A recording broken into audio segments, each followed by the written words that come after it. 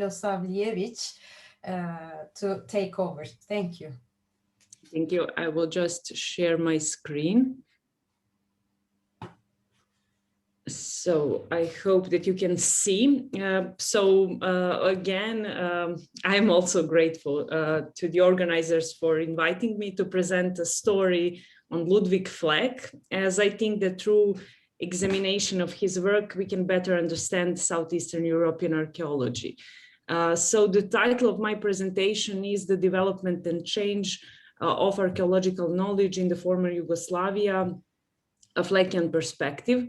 But this presentation is subtitled, Why is the Cultural Historical Approach Resilient in former Yugoslavia? So I'm sure that many of you have familiarity with Thomas Kuhn's The Structure of Scientific Revolutions book from 1962 and how it has influenced our own way of thinking.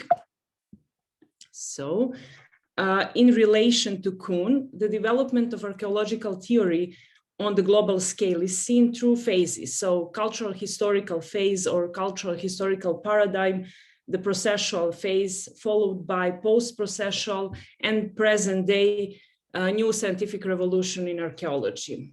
But terms like paradigm or scientific revolution are Kuhnian at heart.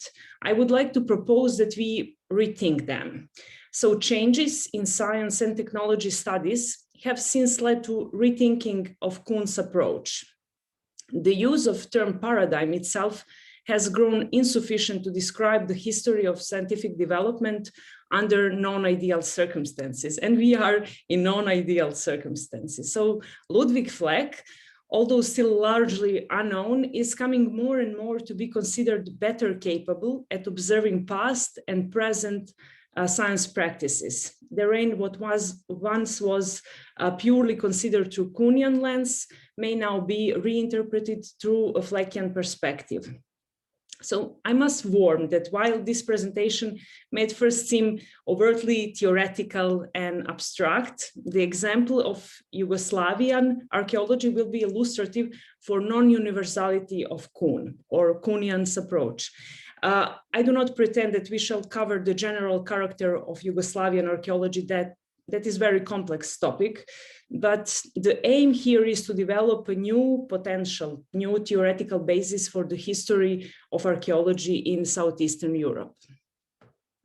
So I would like to make it understood that there was a monumental shift recorded in archaeology as a field within former Yugoslavia. So prior to Second World War, it consisted of lone individuals. Following Second World War, archaeology was perceived to be emancipatory force in the service of ideology, that is to say, modernization and Yugoslavian brotherhood and unity as the foundations behind institutions. Yet, despite its undemocratic nature, considerable growth did occur in archaeology in the former socialist Yugoslavia, known as the introduction of cultural historical approach. So the introduction of cultural historical approach in archaeology in Yugoslavia was a complex process that took place in its own local context, influenced by a change of social system and the direct experience of World War II. So from Kingdom of Yugoslavia to Socialist Yugoslavia, generation shift in academia, and the introduction of new scientific standards and its connection to international science. So new perspectives were related to the ideas of archaeological culture, as we all know, social evolution, and the determination of cultural chronological framework. The practice of archaeological fieldwork research specific to the region were generally standardized in accordance with German archaeological practice. And we saw that in other examples, that German archaeological influence was strong. So although the presence of cultural historical approach in Yugoslavian archaeology had existed in certain contexts even prior to the Second World War, it was systematically introduced as a paradigm following 1945. So as proposed in the call for this conference, The cultural historical approach was the longest running paradigm of the 20th century in the region. It showed resilience in the face of emerging archaeological perspectives, and we are all here critically oriented toward this traditional way of thinking in archaeology, which has often been criticized and non-theoretical as an approach lacking theoretical grounds. But the question is, how do we run this circle? Do we have a theoretical basis when we're dealing with history of archaeology, or we are atheoretical? So how did such change after the Second World War in Yugoslavia affected knowledge production, and how can we study the history of archaeology today? Through a Fleckian perspective, an examination of archaeology of former Yugoslavia will allow for a broader picture of the mechanisms of scientific development that occurred. So you must be thinking, who the Fleck is Ludwig Fleck, and what is the Fleckian perspective in archaeology? And I'm glad to answer. So Ludwig Fleck was a Polish-Jewish microbiologist, strangely enough, who wrote mostly in German and Polish, and his works have remained largely unnoticed by a wider scientific audience for some time now. Just to provide some background in his biography, Fleck attended medical school at University of Lvov, assisting Rudolf Weigel in 1923 with his research on typhus. So Fleck then specialized in bacteriology in Vienna. From 1925 to 1927, he was director of bacteriological and chemical laboratory of the State Hospital in Lvov. From 1928 onwards, he continued working through laboratory practice, writing papers on a range of topics such as serology, hematology, experimental medicine, immunology, bacteriology, but also epistemology, methodology of science, history of scientific discoveries and observation, those sorts of things. So because of his Jewish origin, he was dismissed from the laboratory he had been working in since 1928. At the beginning of German occupation of Lvov in Second World War, he was director of bacteriological laboratory within the city Jewish hospital. It was in the time that he succeeded in developing a reliable diagnostic test for typhus, which provided a swift detection and isolation in the midst of typhus epidemic. So that was important. Fleck and his family were arrested in 1942. He spent some time in Buchenwald and Auschwitz concentration camp working on vaccine against typhus under the German supervision. So quite a biography. It was only after Second World War that he received affirmation for his work in the field of microbiology. He became an authority in the field of bacteriology and microbiology, but mostly foregoing his work in epistemology. In 1957, he immigrated to Israel and he died 4 years later in 1961. But that's interesting, but what we need now is Fleck's conceptual toolbox instead of Kuhn, I believe. So Fleck today is regarded as one of the classic authors in the philosophy of science, side by side with the likes of Karl Popper or Robert Merton. His most significant epistemological papers were published in the 1930s, but he only became known in the emergence of constructivist programs of philosophy on sociology of knowledge in the 1980s, which has been mostly applied to the history of medicine, but not archaeology. His main work in philosophy of science was his monograph titled The Genesis and Development of Scientific Fact in 1935, originally published in German and then later translated in English at the end of the 70s.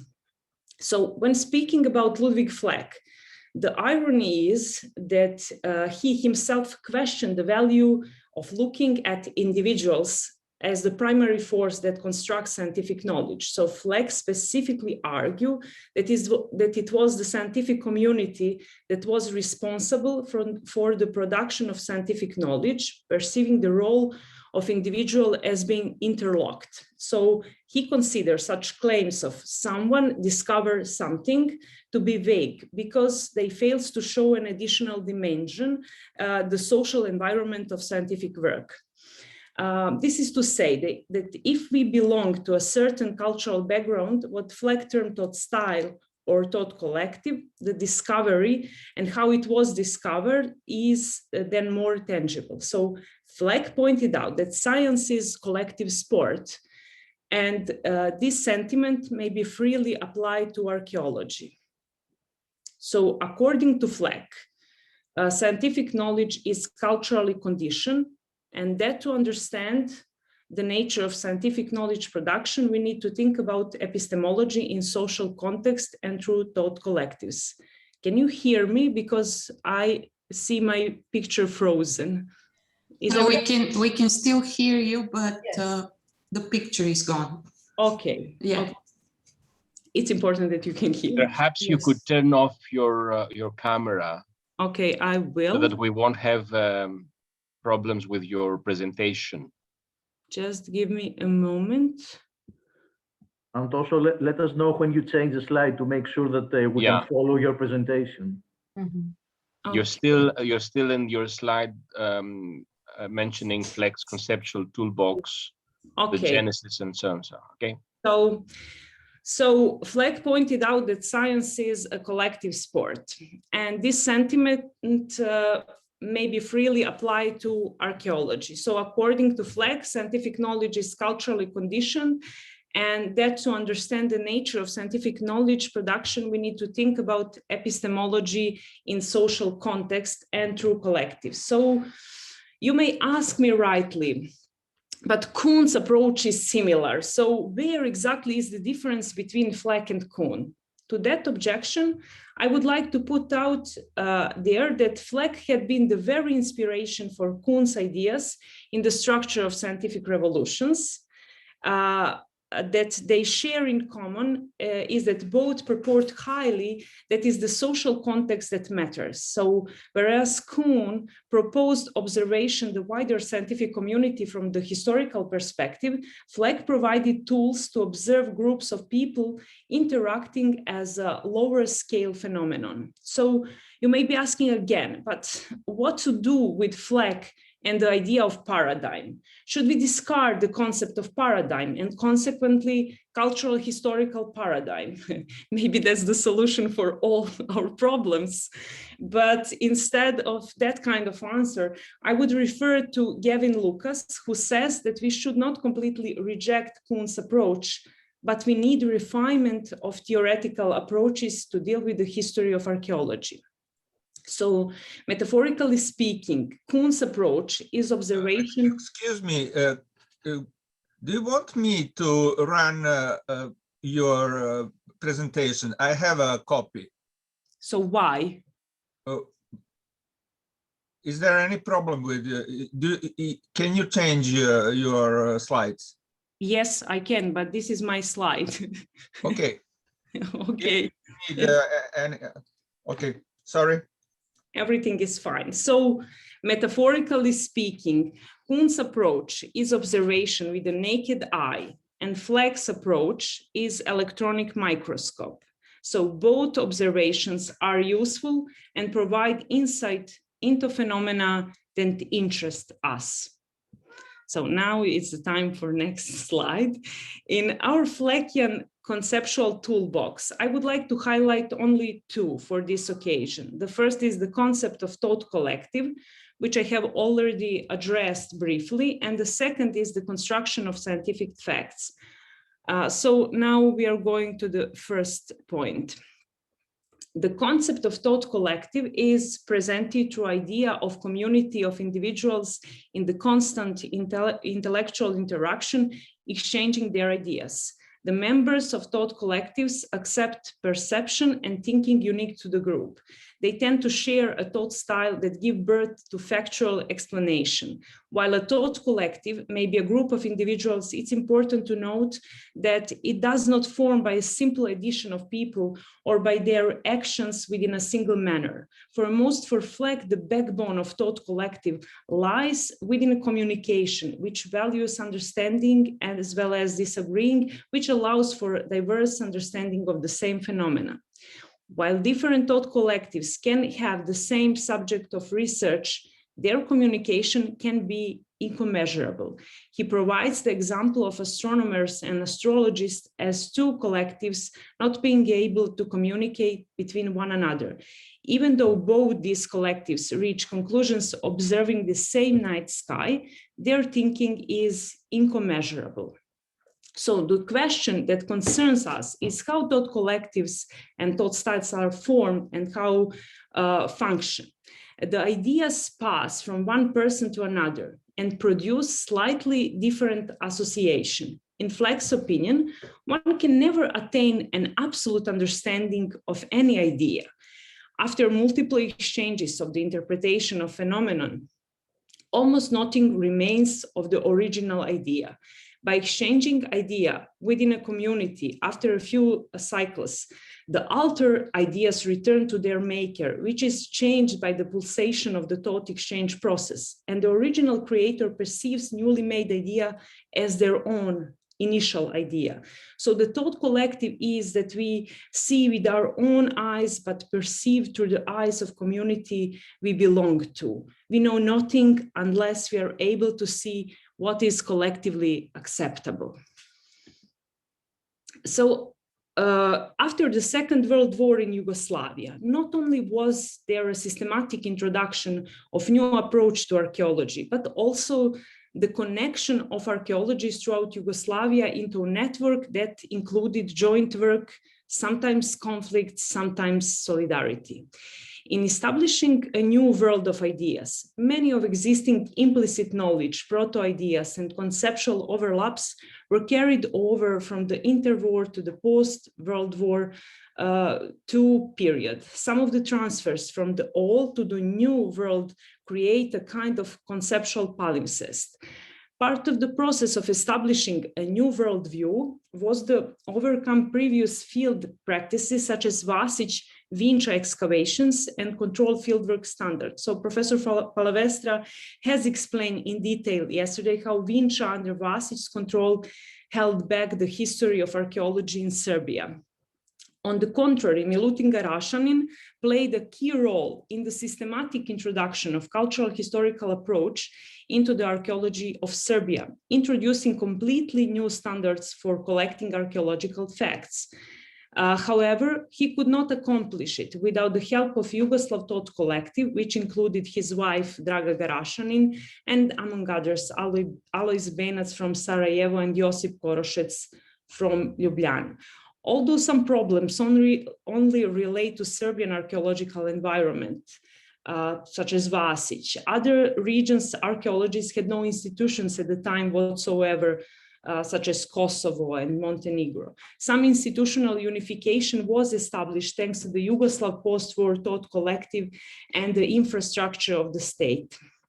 So immediately after the war, Second World War, the United Bond mainly took place on the lines of communications between Belgrade, Ljubljana, and Sarajevo. In other words, I want to say that for the resilience of cultural historical ideas, not only their conceptual and interpretative content is important, but also the social atmosphere in which these ideas were introduced into a Yugoslav context. So knowledge production in archaeology is not just an intellectual process. Here I quote Robert Chapman and Alison Wiley. It depends not only on holding the conceptual and technical elements of scaffolding from evidence open to critical appraisal, but also on interrogating the ecologies of practice, the disciplinary culture, the training and the funding system, the institutional infrastructure that sustain or confound these practices. So in socialist Yugoslavia, the ecologies of practice in archaeology changed. but the question remains how that affected the interpretation of the past and why the cultural historical evidence or ideas are still in circulation. So now let's introduce the construction of scientific facts according to Fleck. Fleck starts his book in 1935, as I said, under the very questions of what fact is, how it is created, and how it is developed. Indicated that the most commonplace misconception is that the fact is something independent in relation to subjective understandings.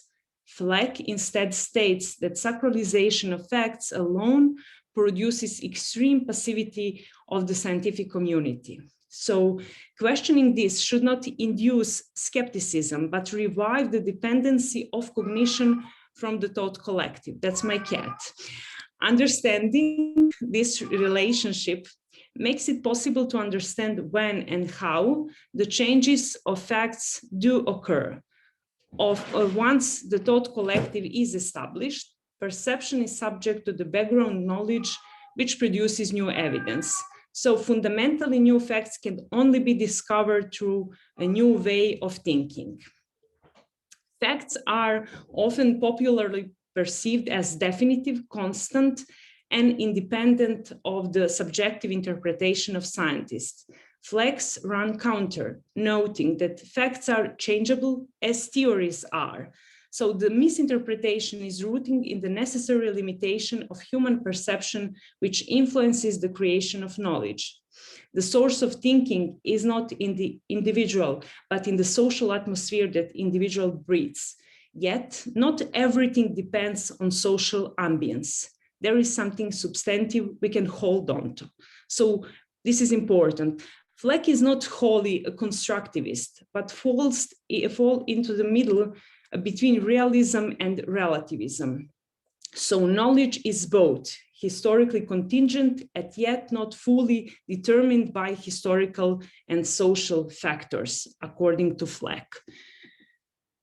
So when we apply Fleck to the example of Yugoslav archaeology, we can see that there was a breakthrough in the way archaeological research was conducted prior and post-World War II as based on examination of the works published at these times.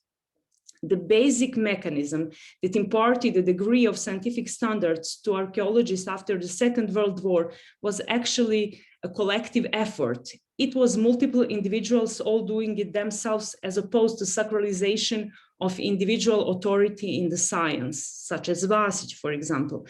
A step forward in terms of quality of work and results was achieved due to cooperation, criticism, and the control of standards in place. So cultural historical foundations based on prehistoric archaeology have changed the way we understand what the remnants of the past are. Careful excavation has led them not being treated as of sole importance, by which I mean monumental objects and architectural buildings, as well as small finds in archaeological context. With the modernization of Yugoslav society as a whole, archaeology began to develop more sophisticated techniques to maximize its performance. So since archaeologists collect their primary data quite differently from controlled experimental conditions in other sciences, the established awareness of uniqueness of archaeological situation has decisively influenced the change of practice toward more careful and thorough work during excavation. Fieldwork, perceived as an immediate practice and experience, changed the perspective on previous knowledge and opened space for its revision. In Serbian archaeology, after the Vasic mistake with Vinča, it was absolutely clear that one and the same archaeological record can cause numerous interpretations and problems, as well as that fieldwork is not just mechanical data collection that can be performed by merely anyone. So to this end, the standards of archaeological work were made to be explicit. As an example, in the Handbook of Archaeological Excavation from 1953, Milutin and Draga Garašanin criticized the tendency to look at archaeological finds only from an aesthetic point of view. Instead, they promoted a thorough contextual recording of the archaeological site as it was excavated. They also make the effort to distinctly underscore unprofessional practices, warning against them, which were carried out by their predecessors. So one of these in particular was paying local people to merely dig up an area and return anything they may have found, which was a common practice. So the cultural historical approach also changed the language of archaeology in the sense of insisting on objectivity as it was imagined at the time. So I would not agree with them, but they imagined some sort of objectivity. And a cultural historical approach changed technical vocabulary of the archaeology. As part of that procedure in practice, excavations were carried out by at least 2 people, so that the recording of what was happening before the archaeologist's eyes was more adequately addressed. So I'm quoting now Milutin and Draga Garašanin from that handbook. It is better to publish a report that is strictly documented and that the archaeologist withdraws behind the data he has collected, thus giving everyone the opportunity to control his work and conclusions than to make arbitrary and unsubstantiated claims by going over the documentation in a manner they cannot by any means be verified. So, thanks to the cultural historical approach, the nature of archaeological records in Yugoslavia came to be perceived differently following the Second World War. Archaeological records were understood as the very remnants of the material culture as well as the archaeological context. Implicitly, there was even an awareness of conditions for emergence of knowledge in the construction of old evidence, awareness of contextual nature of knowledge construction, and the possibility of reinterpretation has created a need for transparent insight into the construction of archaeological evidence.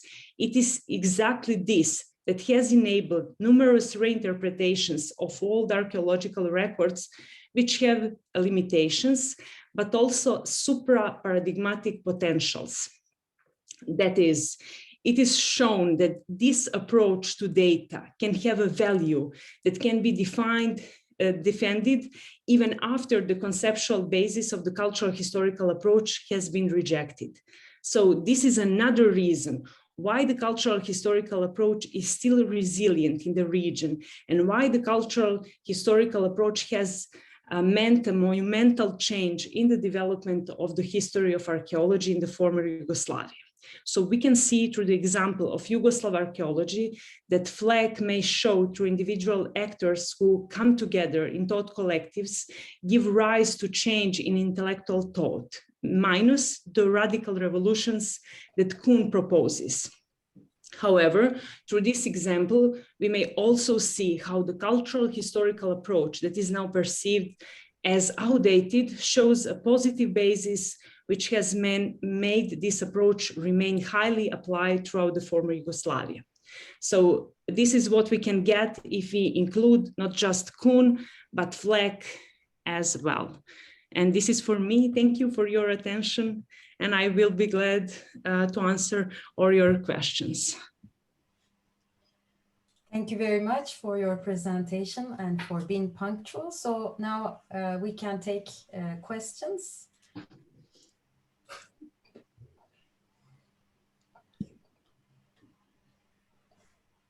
Any comments, questions? Yes, I see Predrag Novakovic.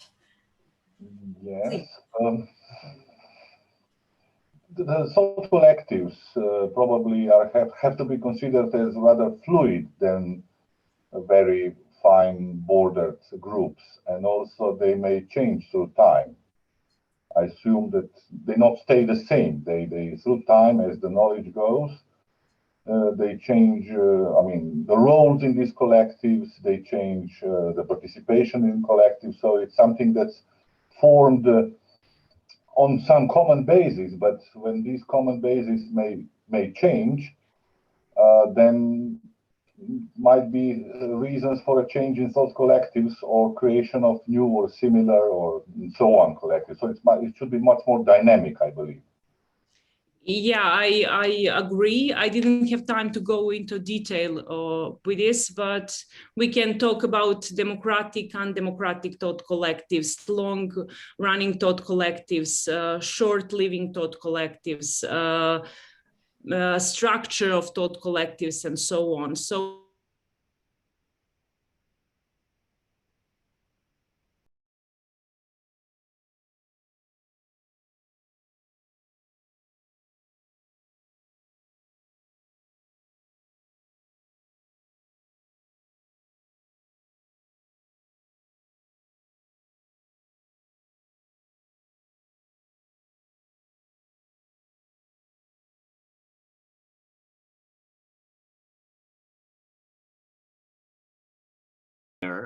it's totally non-historically sound anymore, but I like it because it's easy to explain to students and to myself.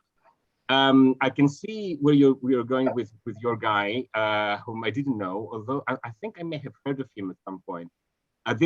This whole story about microbes sort of rings a bell. But I like what you're suggesting, and I'm all for a sort of a fluid, multivocal model to explain change in thought and the history of ideas and all this. However, I find that the reason why the cultural historical paradigm remains resilient in Serbia or in any other former Yugoslavian country is the same for Greece and Turkey and anywhere else. It's nationalism. It is a very flattering, it's a very relaxing it's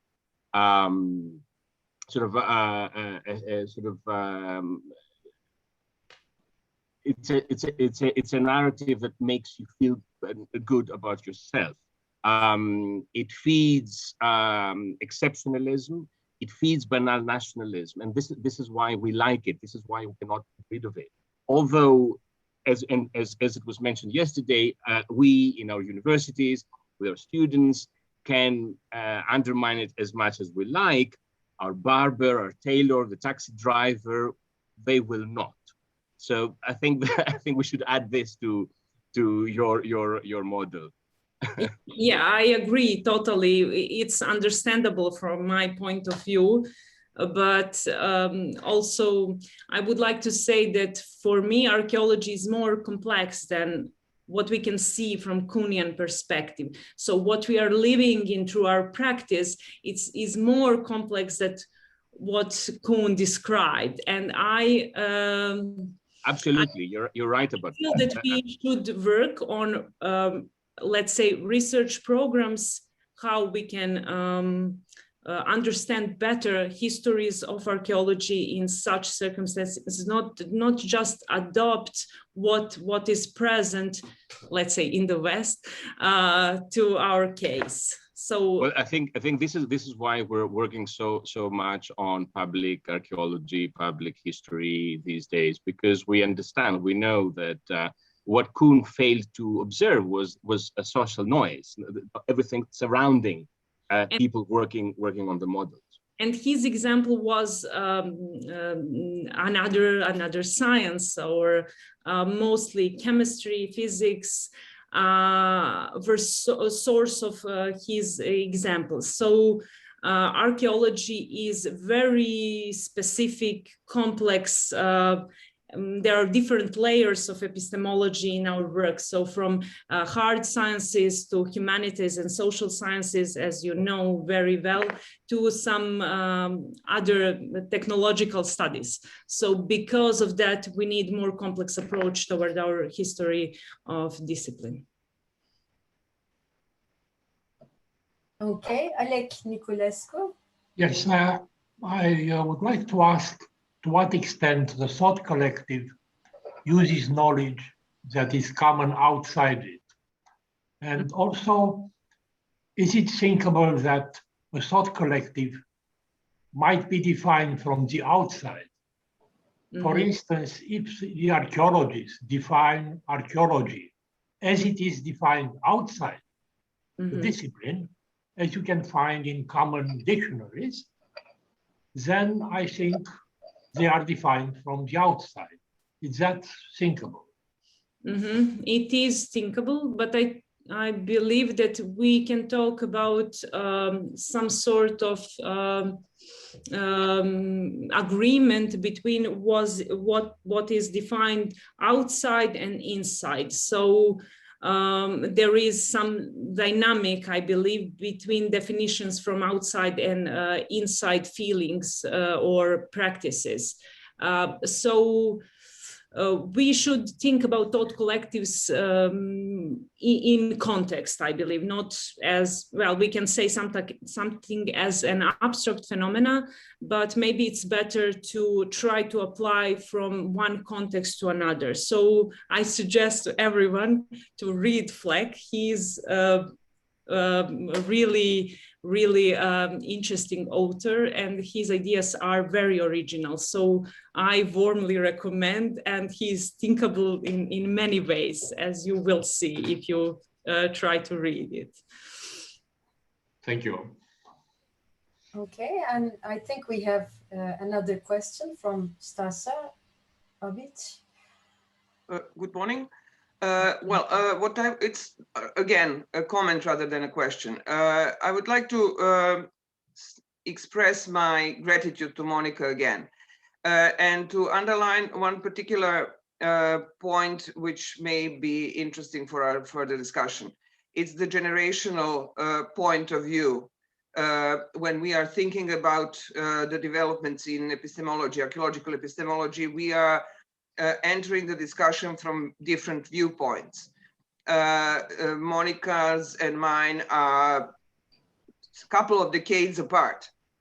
So when I started doing it, my primary goal was to do away with culture history and to get to something new. And since I have been the teacher to Monica and many other students at the Belgrade University, that's what I did for ages. And they got fed up with it.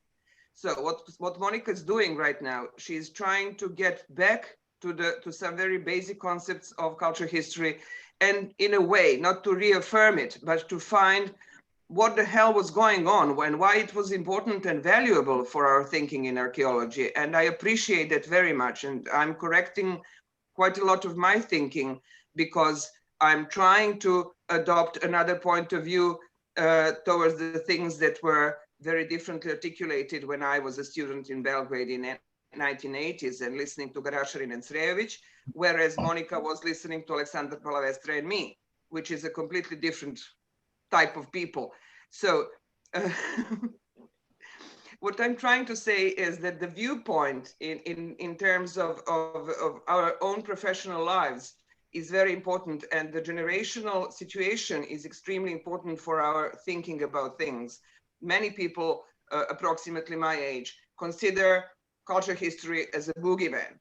Younger people can see it in different ways, and perhaps from that point of view, we can get back to the point and see in some other ways a very important portion of the history of our discipline, not only in terms of anecdotal history, but also in terms of epistemological potential, its epistemological potential. And if Monica would like to comment on my comment, I'm fine, but it's not a question. It's just a thought again.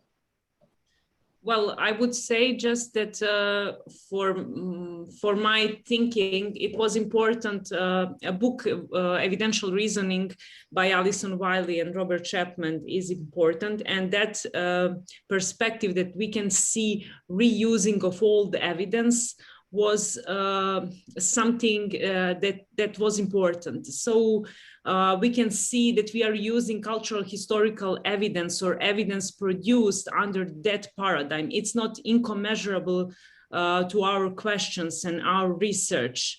So we need to consider how we are treating evidence that is produced under that paradigm, or whatever we call it. So I think that's our reality. So we can avoid that, but we are using that evidence as Renfrew using that evidence in case of Greece.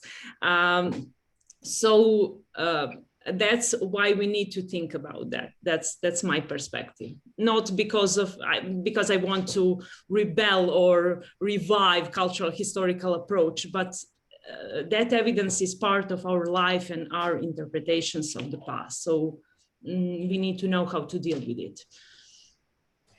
Thank you very much. I'd like to jump in here to make a small comment, also bringing an example of Turkey again.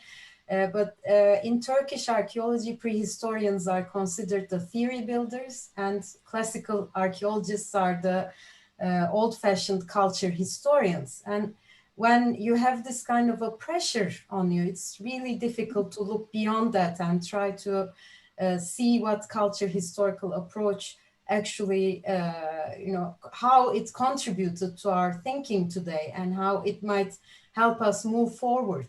So I feel that there's a lot of pressure on, especially us, the classical archaeologists, to keep as far away as possible from culture historical approach and to, keep at the more contemporary thinking.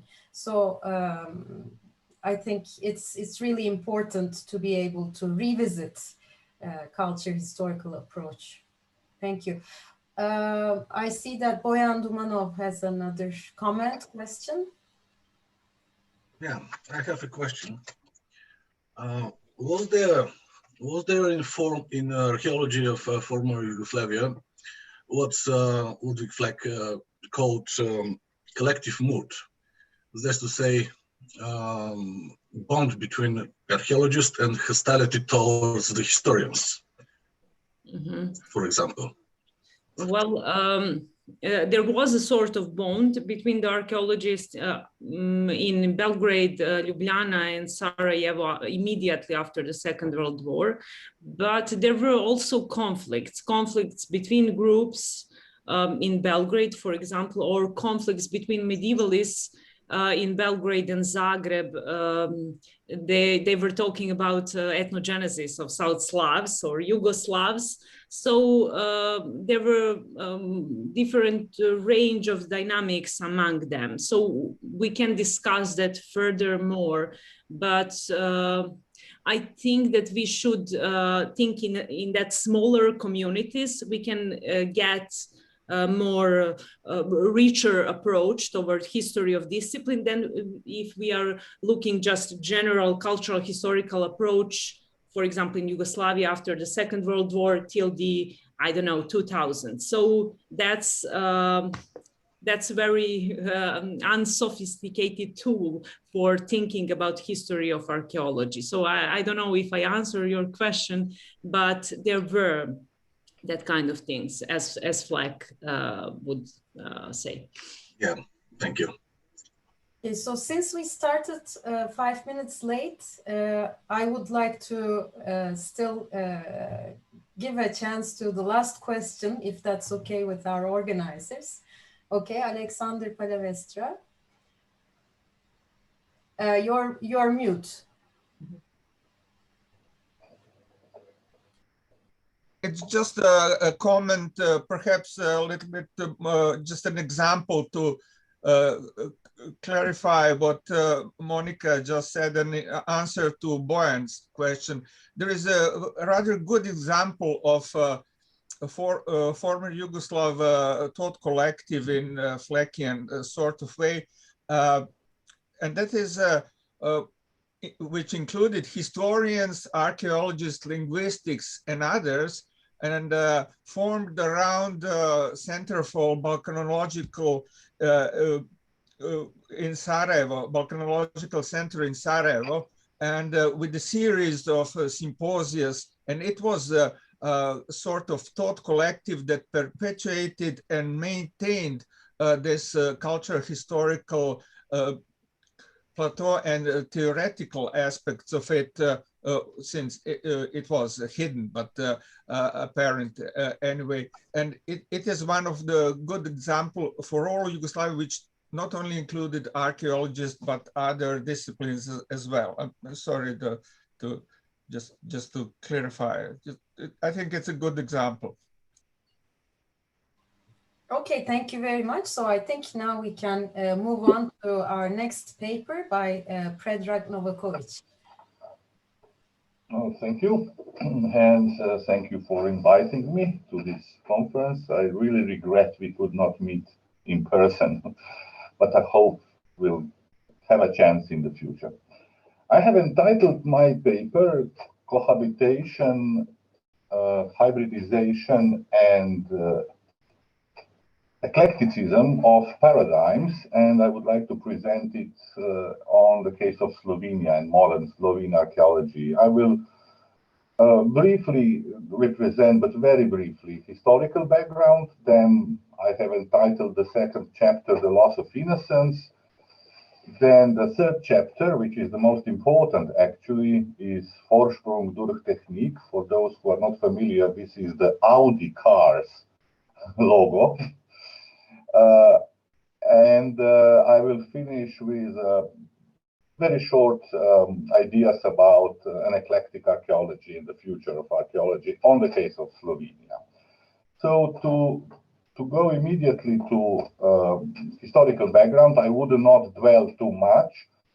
Slovenia was part of the, it's the earliest antiquarian practices started already in 15th and 16th century as a part of wider cultural milieu of the Holy Empire and of Venetian state. So I have represented this as a cloud in which you can find individuals doing antiquarian and other activities. They are connected with each other. They transfer knowledge, and so it's not really a very specific group. The institutionalization of archaeology in Slovenia came in the 19th century with the first museums, and later on also with the Service for Historical Heritage. At that part, Slovenia was part of the Austrian Empire, or later Austro-Hungary, and Slovenia was not one land. Actually, in the form of today, it was formed after 45. But at that time, it was divided into several provinces. Some were completely on Slovene territory, some included some Slovene territory, and archaeology was part of the provincial systems. The hierarchy was very clear. The top institutions were in Vienna, with major museums, with university, and so on. And then on a provincial level, the museums and heritage offices had their role. And Slovenia got its first museum, one of its provinces got its first museum in 1821. In another province, Styria, the museum was 10 years earlier. Then after 1918, when Austro-Hungary ceased to exist, and then when Slovenia and other Southern Slavic countries joined together into Yugoslav kingdom, Slovenian archaeology was part of all archaeologies which were very loosely connected between each other. Actually, Slovene archaeology has much more tradition with the Austrian period. It's brought with those period ideas, institutions, practices, and so on. And it took some time to make these fragmented archaeologies to work together in a new state, which was economically underdeveloped, poorly urbanized, poorly industrialized. So this is normally labeled as a period of certain stagnation. After 45, there is an extraordinary boom in infrastructure, and Slovenian archaeology became part of the Yugoslav network of archaeologies, which never became united archaeology, but it was a network of republican or national archaeological schools. And then after 91, with independence, Slovenian archaeology is a national system, like national systems in any other countries that came from Yugoslavia or existed from before. What I would like to point here are these figures here. The symbol for museums is actually signifying institutions and professionals in archaeology in certain periods. And you can see until 45, this is very small system. Basically 5 people maximum work together or at the same time in the whole territory of Slovenia or Slovene provinces. Then, of course, after 45, Slovenia, the number of institutions increased, the number of people increased towards 80s. And now the figures, look, you can see the real development. So the situation today is, this is just to illustrate the boom I was speaking about, and Monica spoke about this. Look at the figures. These are just museums. In the period of two post-war decades, 45 to 65, 96 museums were created in Yugoslavia. And this is the cumulative trends of the existing museums at the period. So from 46 existing in, let's say, 1940 to nearly 100 more museums in 20 years' time. And then cumulative goes on, but the tendency slightly goes down, also because the museum landscape was already packed. You don't have more places to establish museums. And this goes for basically all republics of former Yugoslavia. Well, there are differences, regional differences. Kosovo actually had a very underdeveloped situation. Also, Northern Macedonia, Montenegro, and Kosovo actually got their first archaeological institutions, national institutions, after 45. There were few museums before that period in North Macedonia, for example, but they did not appear in a national context. The reasons for this are logical, and I would not go to explain them in more details. It was a genuine developmental boom, industrialization, urbanization, migration from countryside to towns. And of course, you cannot reach such level of industrialization and such level of development without heavy investment in education, science, culture, and so on. These also went hand in hand with the gradual liberalization of the Communist Party rule, which, due to problems with the Soviet Union, start turning more to the West, looking for Western allies. The fact is that after 45, archaeological profession was created. Before, it was a matter of few individuals, professors at universities, maybe curators at big museums, but the real profession in archaeology emerged after 45, when we are speaking about these big figures I've shown you. An important role in this boom had also Archaeological Society, a strong organization of Yugoslavia, a strong organization which actually invested a lot of efforts in modernizing, establishing infrastructure of archaeologists across the whole country.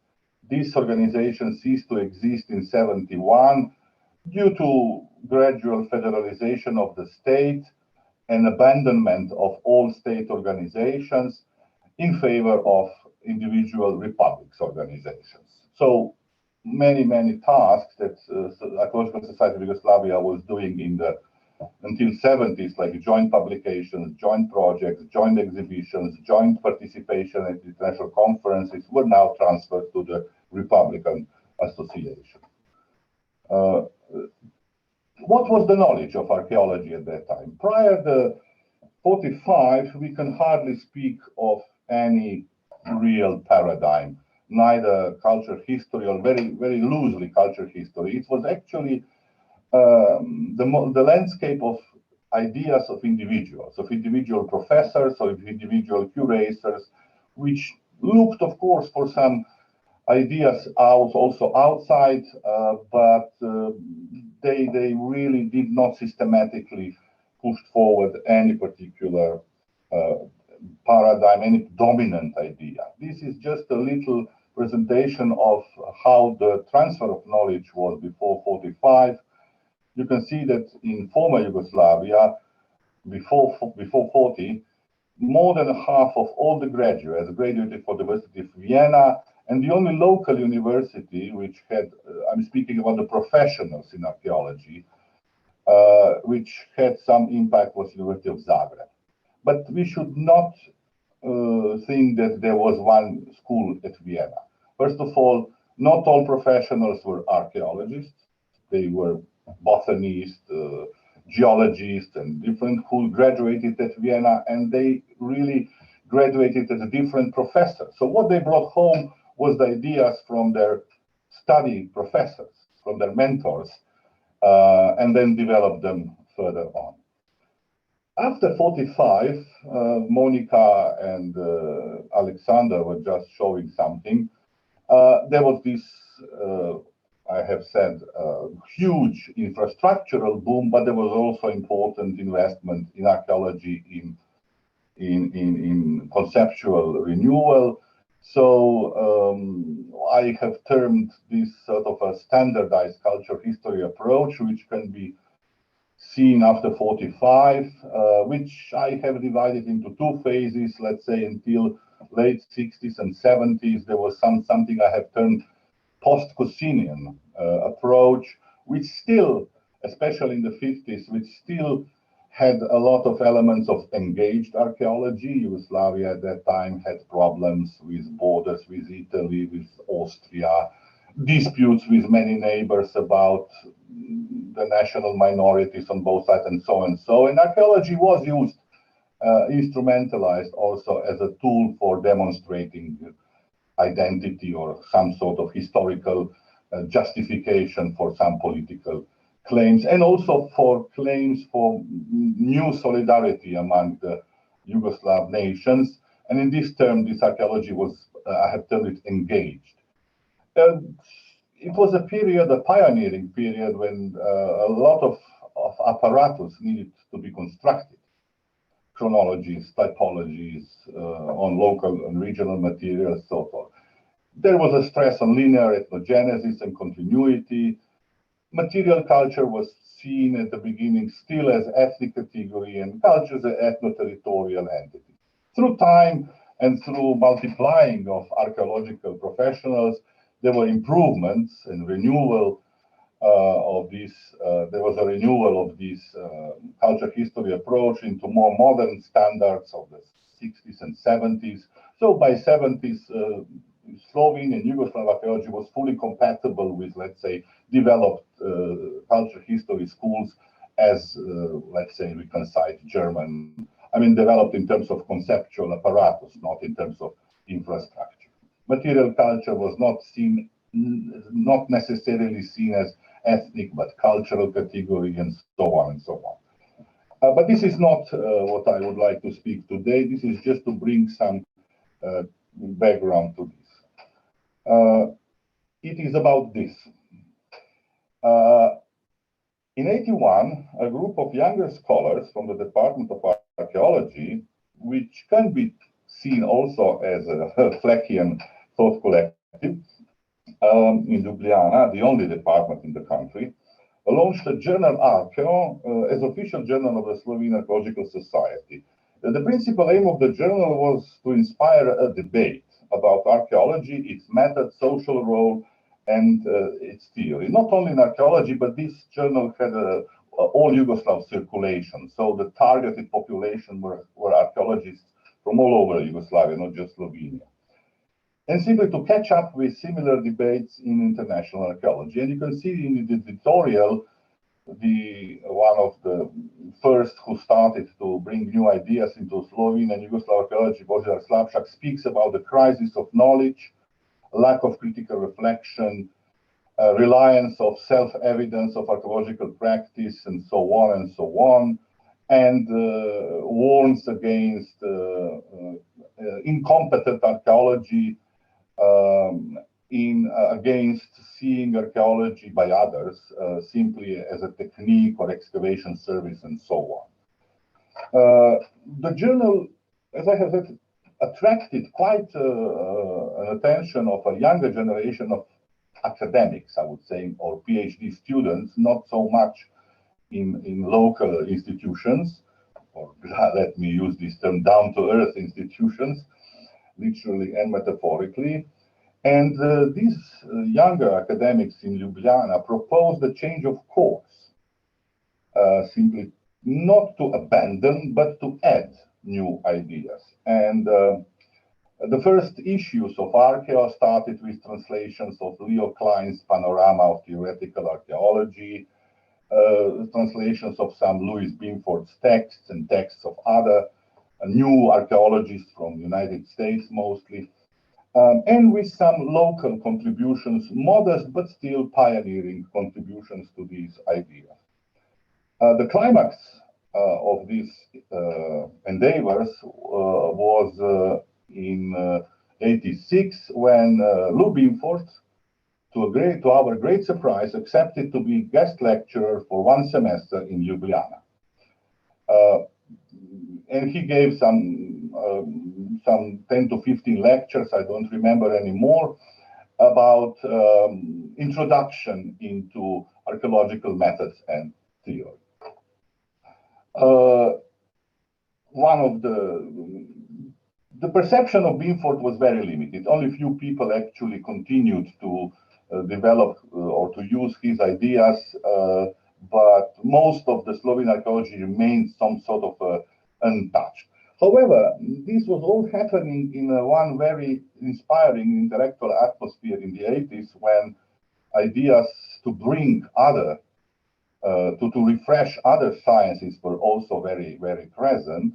And here is one publication series called Studia Humanitatis, which was also made by a group of some 40 younger intellectuals, which really wanted to introduce or to present to Slovene and Yugoslav public, let's say, other sources of knowledge than the traditional sources of knowledge, which historical sciences, in our cases, were German, Central European. So they dedicated a lot of efforts to translation, and so far, more than 200 translations were published of classical theorists and scholars, especially in the beginning of French theorists and Italian theorists, which were obviously greatly lacking. In the first year, they published one archaeological theoretical book by Jean-Claude Gardin, Theoretical Archaeology, Archaeologie théorique, and last years followed Leo Klein's Archaeological Typology and Archaeological Sources, and then, of course, through time, they used Albert Waguron and many other authors like Ranuccio Bianchi Bandinelli, an important scholar in art history of classical art, and then Brodel, Mobiliano, and so on. I wouldn't go on this. Another impulse for developing these new ideas came from regular participations at theoretical archaeology group meetings in the UK from 87 to 95. And this thought collective, so to say, which was formed at the department, also had one session in 81 in Leicester about new trends in Slovene archaeology.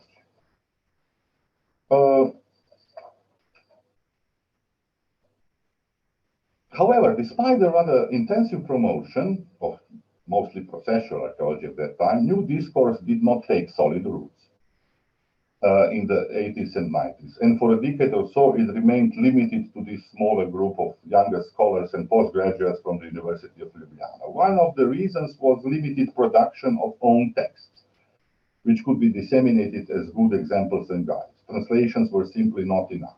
And as I have said, Binford's lecturing for some time remained not fully understood in the wider community. On the other hand, this group had one very powerful tool at its hand, and that is they were teachers at the only archaeology department in the country and could steer students toward new ideas and concepts. The cultural history approach was still dominant, but alongside emerged intellectually strong opponents. In fact, the dominance of cultural history in practice was such that there was practically no criticism of these new ideas, as they were seen not relevant for the mainstream archaeology in Slovenia. Instead, a particular silent cohabitation was established, and that's the first part of my title. Two different groups, one large mainstream group and one small, existed alongside each other, and not really very much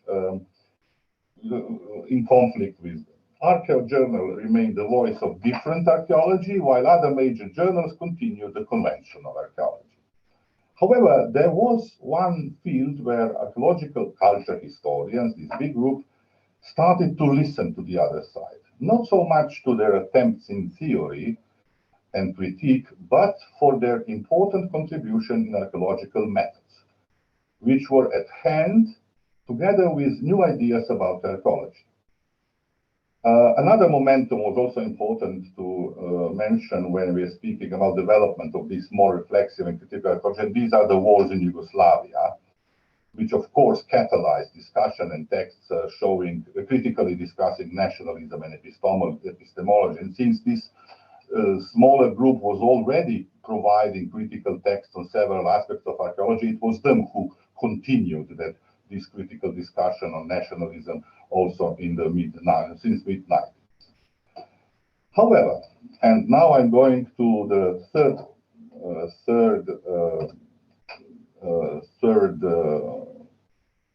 part, and that's Vorsprung durch Technik.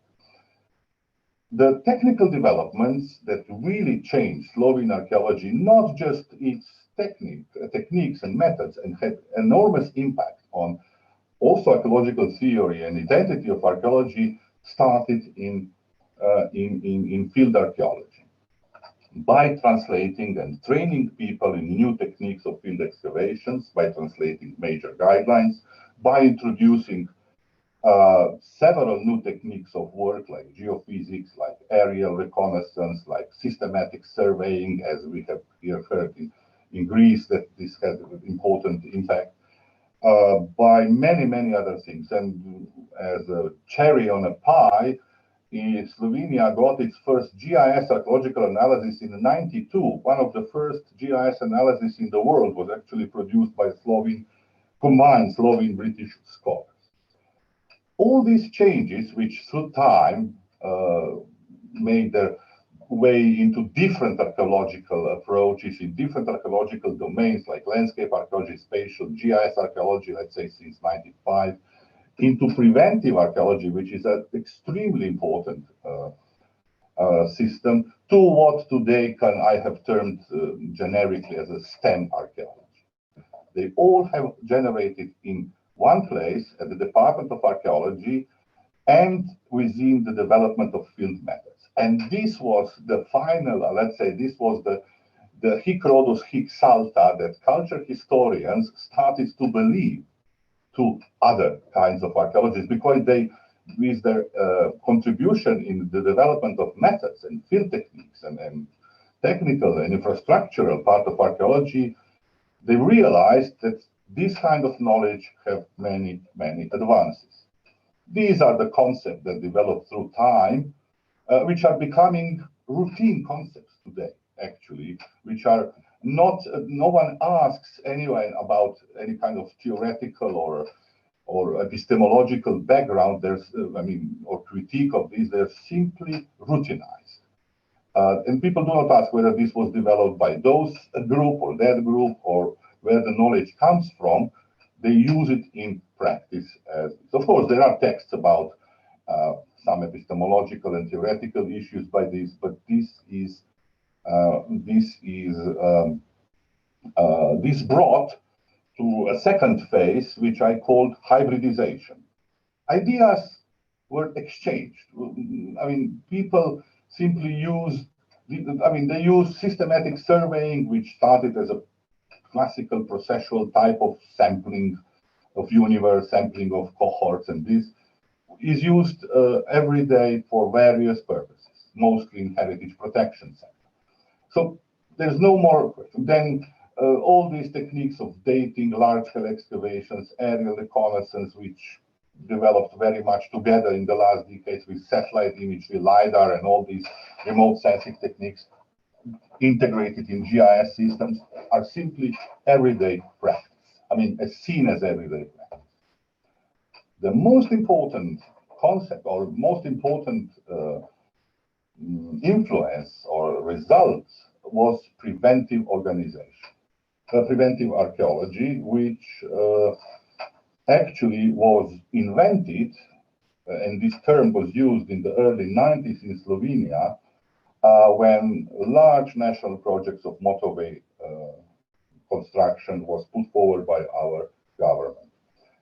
It was a threat that no one of us have experienced before, have any ideas before. However, it was again this group of people, these scholars, this thought collective, that was asked, because they brought systematic surveying, they brought aerial photography, geophysics, and all these methods into Slovene practice.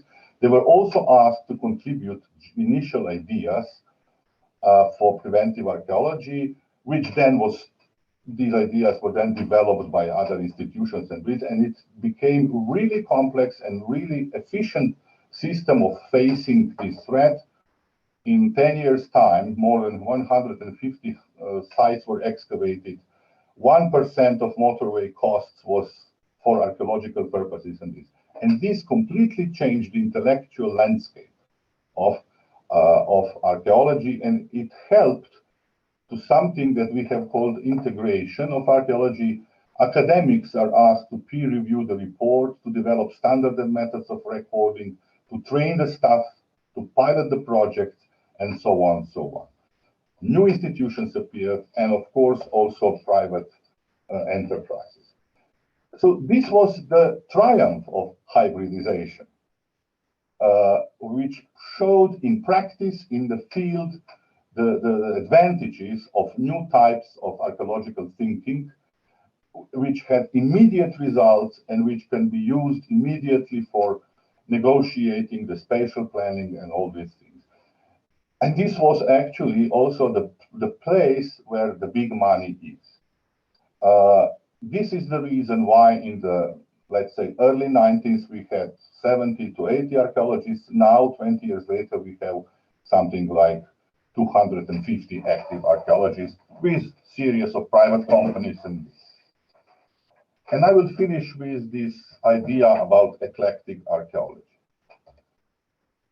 Today, archaeology is increasingly data-driven. In Europe, 90% of or more all of research projects are in the context of preventive archaeology. Just look at the numbers for Slovenia.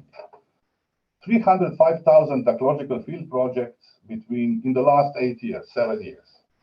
The quality of quantity and magnitude of data is something that cannot be compared with anything in the past. Archaeology has little saying in these 3,500 projects on where and what will be researched. What remains is the challenge of enormous increase of data and collected objects. So my question was, is there any single theory which can cope with these facts, which can cover such heterogeneity, volume, and velocity of new data and control in its own way the past? My answer was no. So the phase of hybridization of Slovene archaeology is currently turning into what we have termed going towards eclectic archaeology. And this is my last slide. The trends toward eclectic archaeology could be observed also on international level. The periods of heated disputes about the most correct general paradigm for archaeology are gone. Now one can invoke also Paul Feyerabend's stage of anarchic science, but his anything goes is not invoking extreme relativism. It is more about end of monopolies of single paradigms and about relativism, which requires accurate historical and social contextualization of the production and implementation of knowledge. Be aware, 90% of raw data in many countries is coming from non-academically controlled environments. So this kind of knowledge is somehow escaping, not all, but much of it, escaping the eyes. The knowledge we've got or the data we've got from motorways completely changed chronology and also interpretation of several periods in Slovenia, of early Bronze Age, Middle Bronze Age, of early medieval periods, and so completely changed. I myself, I wrote a book on prehistoric demography published before, not a book, a paper published before 95, on data from before 95, and when the data from motorway archaeology came out, I could just burn this paper. It's worthless. It has nothing to do with the real situation. Eclecticism grows typically on account of retreating monolithic theories, which exhausted much of the energy and mutual criticism and lost much of their vigor recently. By its very definition, the eclectic stance is not exclusive, but pragmatic. Good advocates of eclecticism are fully aware of the ideas of the monolith theories and know how to efficiently combine them and permutate them in order to come to more original solutions in individual cases. Also, eclecticism is not necessarily seeking compromises or juxtapositions between monolith theories. It is constructed in the frame of individual situations in practice. In this sense, it can be seen closer to the post-processual stance, but did not advocate any kind of a priori anti-processualism or anti-cultural historicism.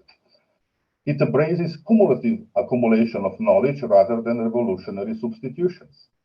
And it creates, and that's what I believe I have shown, much closer ties between practice and theory. It actually brings another perspective to the dialectics between theory and practice.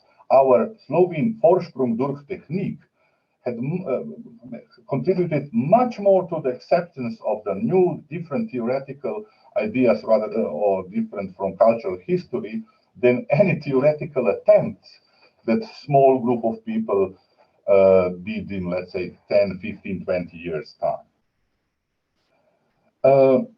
So far, none of the great archaeological theories were able to sufficiently comprehend new reality, and with the data-driven archaeology and with big data phenomena that's waiting for us, this would be even much less possible.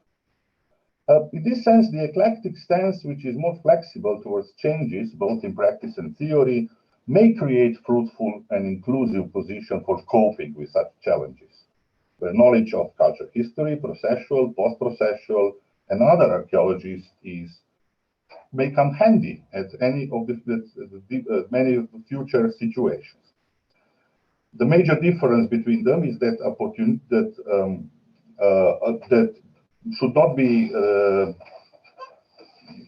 not be confused with opportunism, because opportunism seeks its legitimation in a concrete social and academic context and practices.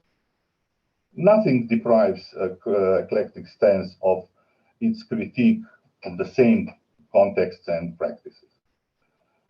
In this sense, current Slovene archaeology exhibits many features of eclectic archaeology in all its domain and practice, in academic archaeology, preventive, museum archaeology, public archaeology, and so on, and does not actually give any particular importance to any of the schools.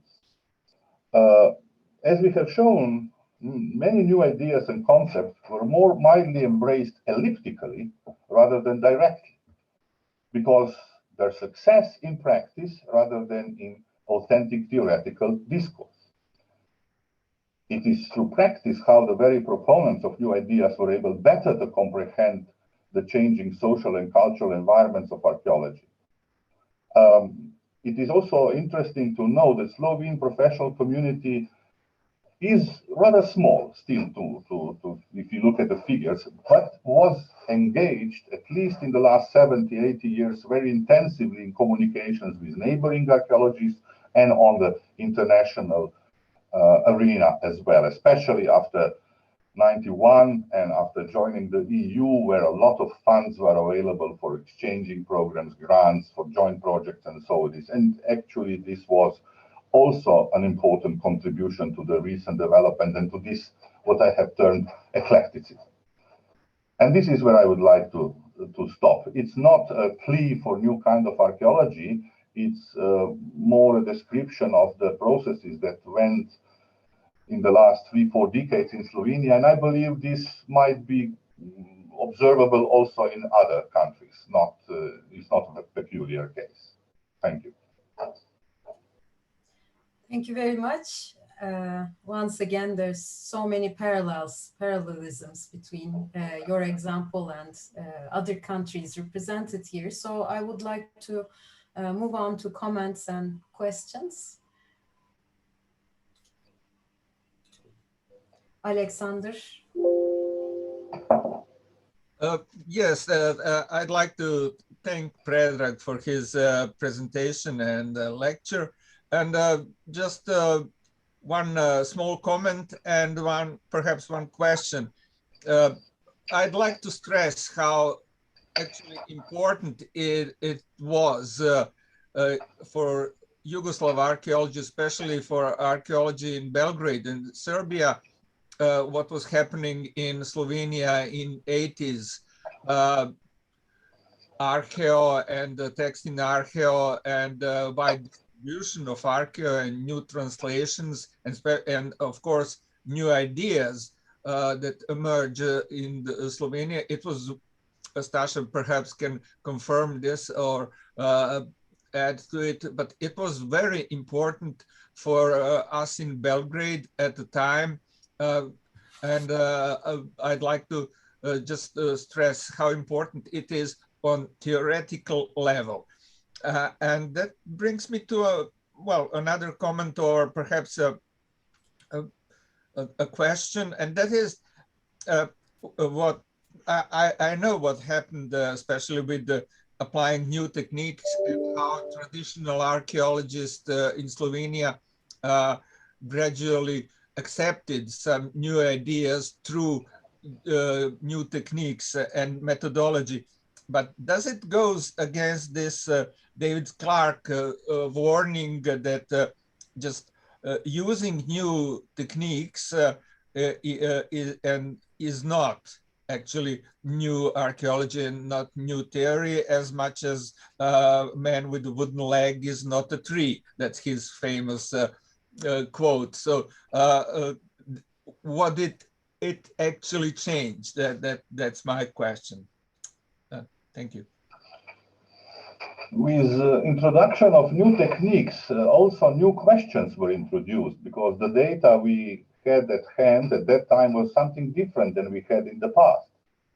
When we applied for the first time, we've learned systematic field survey, and that was the project of Hvar, which was the largest survey project in the Mediterranean in the late 80s, with more than 50 or 60 people working on this project in the field. This was an incubator of ideas in GIS. That GIS, the first European book on GIS was on the project of Hvar. Then was this idea of landscape archaeology that was not new to British colleagues, but new to us. Then was, so with new techniques came new questions and new reflection of what sort of data we have, what can we do with this data? So the questions about off-site, on-site archaeology, then what concentration means in terms of how can you data concentration of pottery, because there are many reasons why a concentration of surface may appear. It may not appear from the same, not all things from the same period appear. So with the introduction of stratigraphic recording of excavations, this completely changed the idea how one observes the site and so on. With aerial archaeology, again, you have something that you do not experience, and you cannot think in terms of culture, history, but you think in some terms that are, again, landscape archaeology, again, a longue durée ideas about creation of a space. And it was landscape archaeology, for example, where first ideas about post-processual interpretations came out in the late 90s in Slovenia. So it's not just that the person who's got a wooden leg is not a tree, but probably thinks very well from which type of wood his leg is. And this more opened the potential. It's not that this brought directly. This, as I have said, the ideas were accepted in a more elliptical way, not so direct. It opens the potential, and then depends. This potential was realized with this motorway project because, very pragmatically speaking, there was a lot of money in play. Well, I'm speaking about 10 or 20 times more resources than any time in the past. So, and this was how to put these resources in efficient use. Just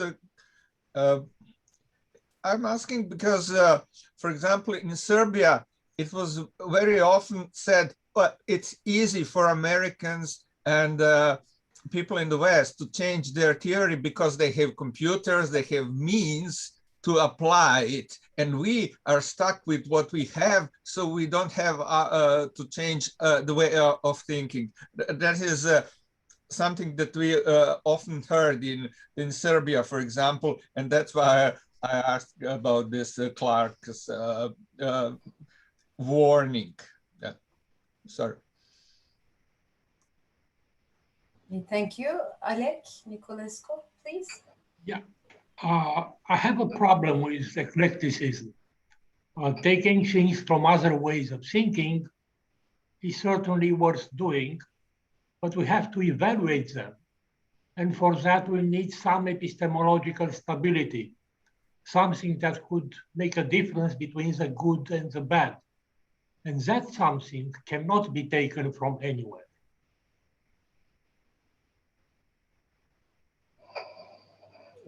Yes, well, but take, for example, a study which is based on data collected 50 years ago with techniques of excavations of 50 years ago. You don't have other data than this. Then you have a chance to use some samples of charcoal which are taken from the museum, and you can date them according to the most modern standards. And then you have, let's say, computers that help you to, let's say, make computer visualization, virtual study of the site, for example, excavated this. So you have 3-4 different levels, or let's say, standards of collecting data from 3-4 different types of practices. Or practices which also correspond to different approaches. Each approach, or if you want, each paradigm has some specific practices in the field, though archaeological excavations in general are very robust and survive lots of paradigm attacks and changes. But how would you then deal with this, which is a very realistic situation? Especially today, when we are losing control of many aspects of data in archaeology. How would you then, I mean, you know, having one firm epistemologic basis for evaluating these 3-4 different levels of data acquiring practices and data elaboration practices, I don't believe this could work well in many cases. I believe we should use our imagination and invent, or let's say, readapt this kind of evaluation to get to more social epistemology, not to some direct positivist epistemology. I think we can, because in order to use C14 dating or computers, we have to evaluate them. We have to evaluate the procedures. We have to know how to use computers. We have to know about statistical procedures. And that's an epistemological principle which can be stable. Do not use what you do not understand properly. And what is properly understood, that's very difficult to determine as an individual. That must belong to a thought collective. This ability, a common ability to evaluate what is good and what is bad from the new, fashionable, useful. But we are not that different, because, of course, you have to use data correctly. You have to use all the techniques correctly to test the prepositions, to test the significance, and so on. This does not speak counter my eclectic idea of eclecticism. Eclecticism in style, in approach, not necessarily, and it's against a monopoly of one dominant theory, or if you want, one dominant epistemology, because the practice simply shows you cannot have it.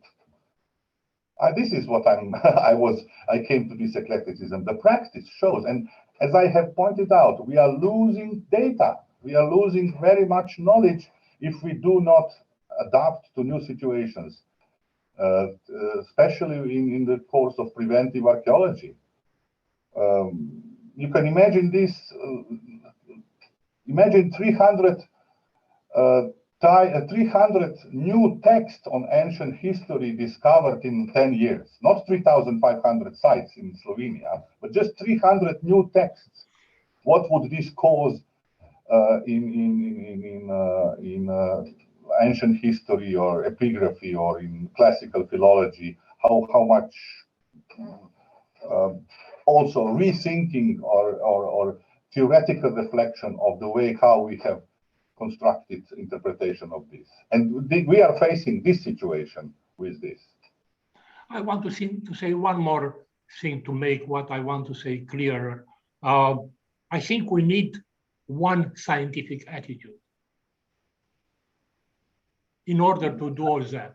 We can be as eclectic as we want, but if we understand by scientific attitude different things, then we have a big problem. Thank you. Let me put this question or re-question. Was something wrong with attitude of processualism, or was something wrong with attitude of post-processualism, or any kind of ism, if you want, or a phase in development of archaeology or other sciences? If you use this term attitude, I don't see really, I mean, attitude is always adapted to a general theory. You know what I mean?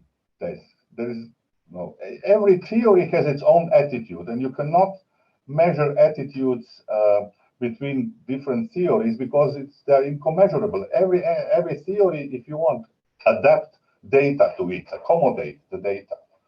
I don't believe in one great scientific attitude. I believe in sort of a correct or agreed level of correctness or accuracy, or agreed unit of observations. But then eclecticism means not using only one theoretical tool. It's using the best you can get at certain point, in certain situation, from all theoretical tools that are. It's typical, for example, that archaeological knowledge produced by classical archaeologists or archaeologists dealing with Roman periods in many countries that they don't have the Greek antiquity, were always considered more conservative. We always somehow left from the discussion. Always it was the prehistorians who somehow led this theoretical avalanche of changes in this. Also, this fact needs some sort of explanation. Why? Are they satisfied with what they have? And so on. And if they are satisfied, if they believe that they are progressing, then we should ask ourselves, why then the prehistorians are not so much happy with what they're doing, if it's so the case. Do not confuse eclecticism with opportunism, and it's just, it gives you more freedom, simply. Thank you. In every situation, you need to find appropriate evaluation ways. I'm not inventing new eclectic archaeology. I'm just saying that we are going to this direction, and there will be many, many situations like this, I believe, in the future. Okay, thank you. Now we can have Yanis ask his question. Yes, thank you very much, Predrag. I'm coming from a country with antiquities everywhere. We face the same problem. Actually, I have the same attitude, both in practice and the way I think. I have absolutely no problem with the idea of eclecticism. And I would add another crucial word in terms of methods and practices, flexibility in the field. That's why I think I understand what Alex said before, but still we're not speaking about projects with clear, nice and clear research questions. So you have the luxury of having your theoretical stance and go in the field and apply it. We're speaking about going in the field in order to excavate something because a motorway or a big construction program is going to happen, not because you want to fill a gap in the knowledge or check one of your theories or something like that. So it's things that there should happen, and I think it's better to have to be eclectic and flexible. What I would like to ask, or if you want to comment, I thought that you're speaking mostly about eclecticism by those who are trying to interpret the data, whether they're going to be those excavating them or producing them in the field or not. So it was about you being eclecticist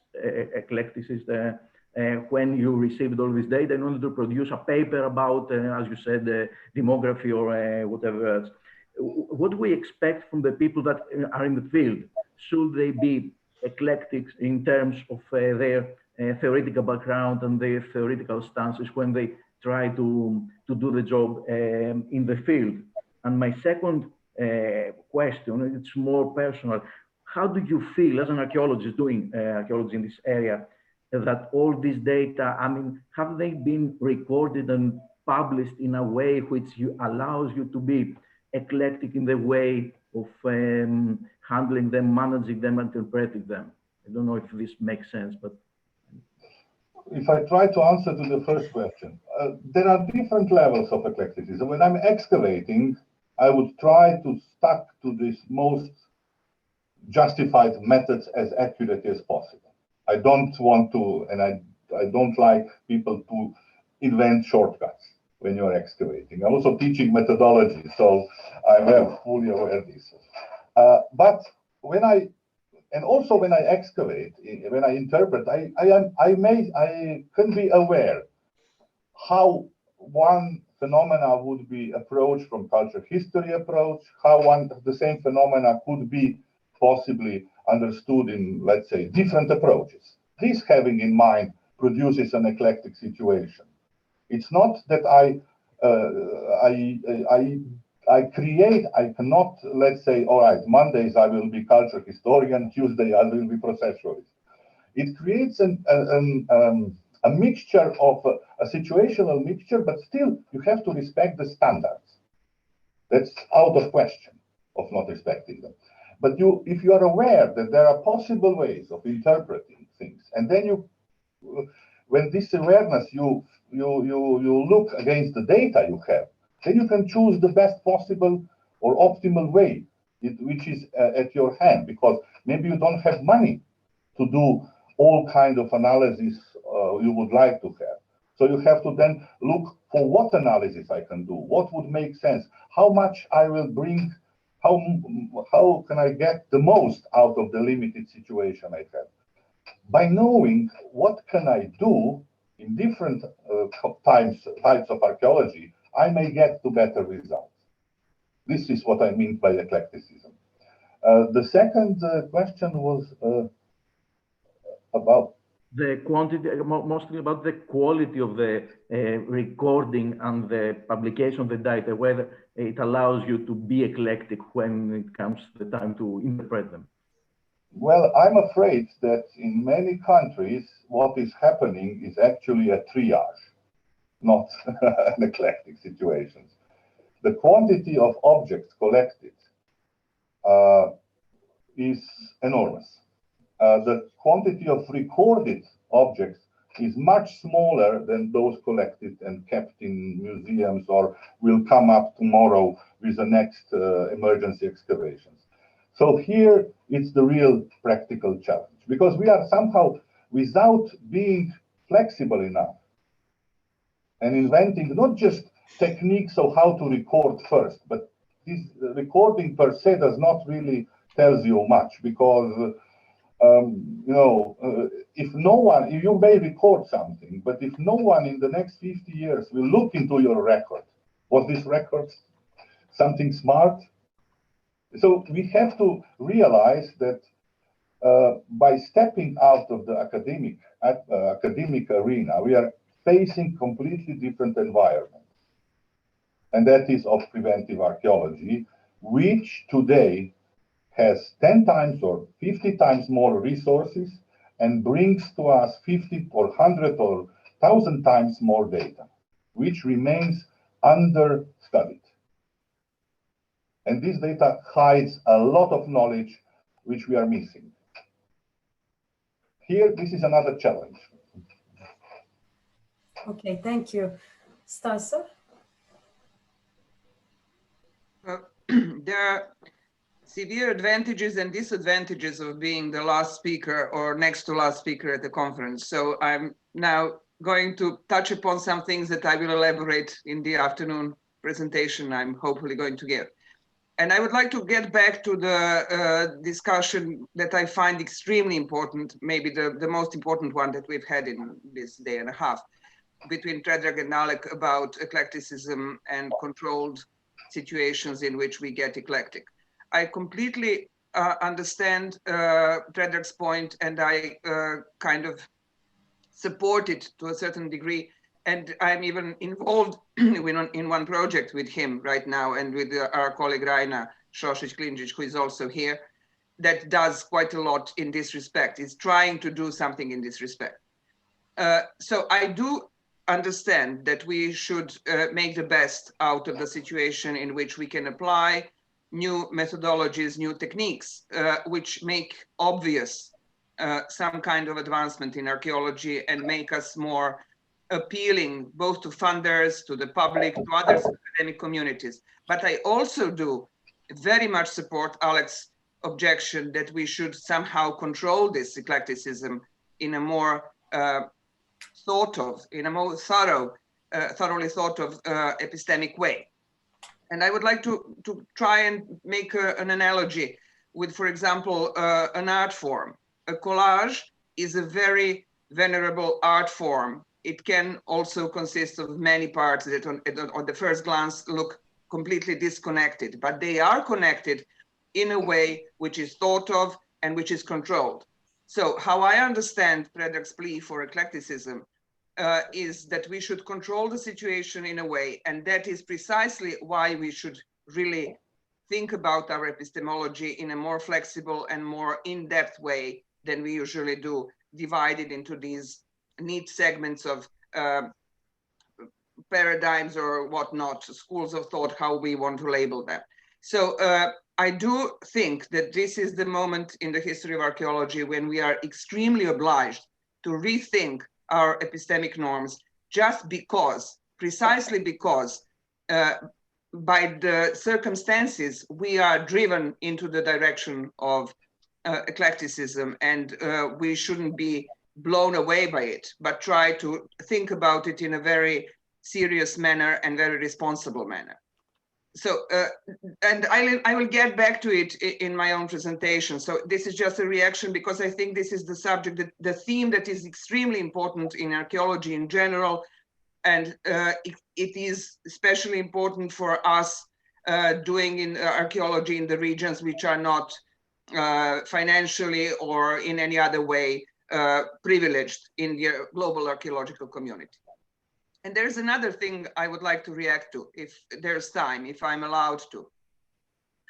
And this is, it's again been mentioned, and it's not the first time during these day and a half sessions, that classicists are somehow lagging behind theoretically. And that is because for various reasons. I would like to amend this picture a bit. First of all, I'm partly a classicist also. And that's why I feel kind of obliged to say something about it. And secondly, because I think it points to another direction. There are very interesting direction of archaeological relations with other disciplines. There are things going on, to the best of my knowledge, in classical archaeology, which are extremely important and very dynamic, which did not come from prehistoric archaeology, but came from classical studies. Some really very important reconsiderations about the issues of ethnicity, the issues of identity in general, the issues of all kinds of very important social dynamics are getting into archaeology from the direction of classical studies, into classical archaeology first of all, and then from classical archaeology into the field of archaeologists working, for example, in the field of Iron Ages, which are chronologically close or geographically close. So there are things going on in classical archaeology. Oh yes, very much so. And they are very interesting and very theoretically informed. So I'm just arguing for a little bit of more appreciation for theoretical component in classical archaeology. And I rest my case. I would just to finish with one very little question.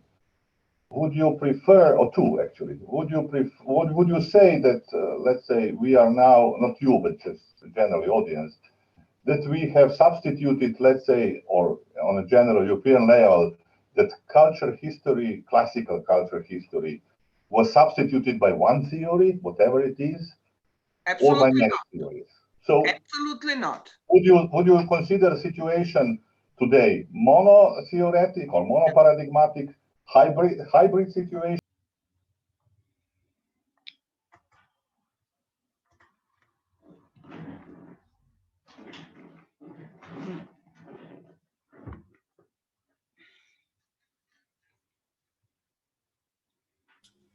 Okay, so should we wait for a couple of minutes, or? No, I think we can actually begin. Okay.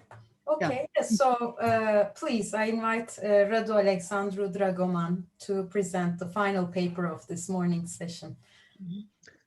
Hello, everyone. First of all, I would like to thank the organizers for the invitation to take part in this conference, but also to the other participants for their thought-provoking presentations. And I'm really glad to be here with all of you, even if only online. So I will start the share screen.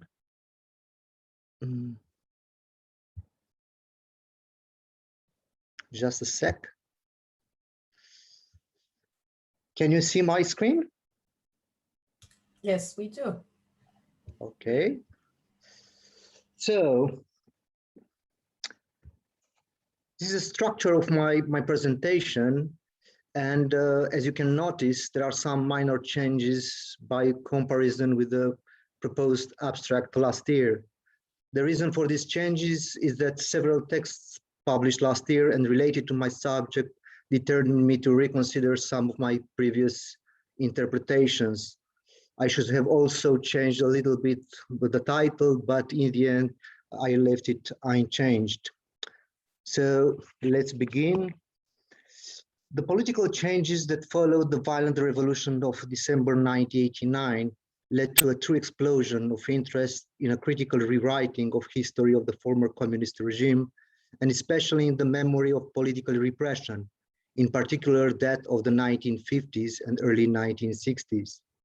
In the public space, the discourse on the recent past of Romania was founded from the beginning, that is January 1990, on the anti-communist paradigm, a central role being played by the creation of the Association of Former Political Prisoners in Romania, the recreation of the historical political parties, the publication of the first memoirs of imprisonment, the editorial politics of some newspapers, state television productions, but also the interventions of well-known public intellectuals.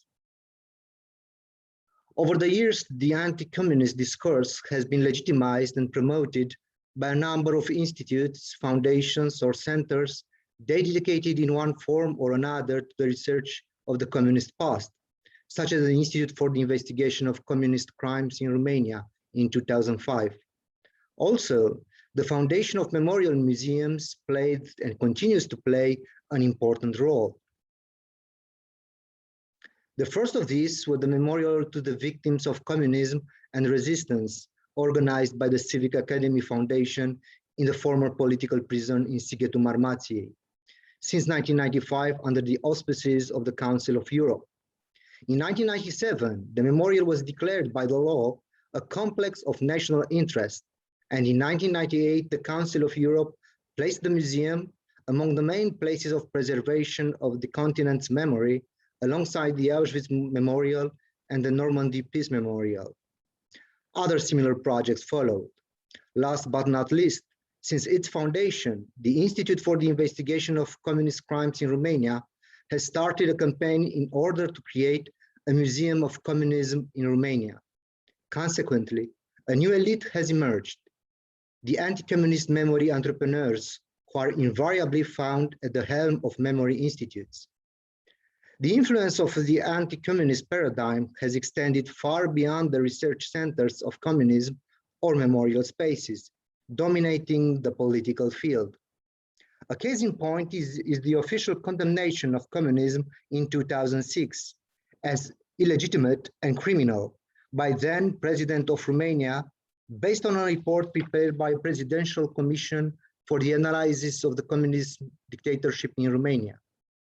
There is no coincidence that the Institute for the Investigation of Communist Crimes in Romania, subordinated to the Romanian government, was created exactly at the same time. Without question, the atrocities and suffering inflicted by the Romanian communist regime can neither be denied nor minimized. However, the anti-communist discourse is problematic from several points of view, of which relevant to the present discussion I consider to be the following.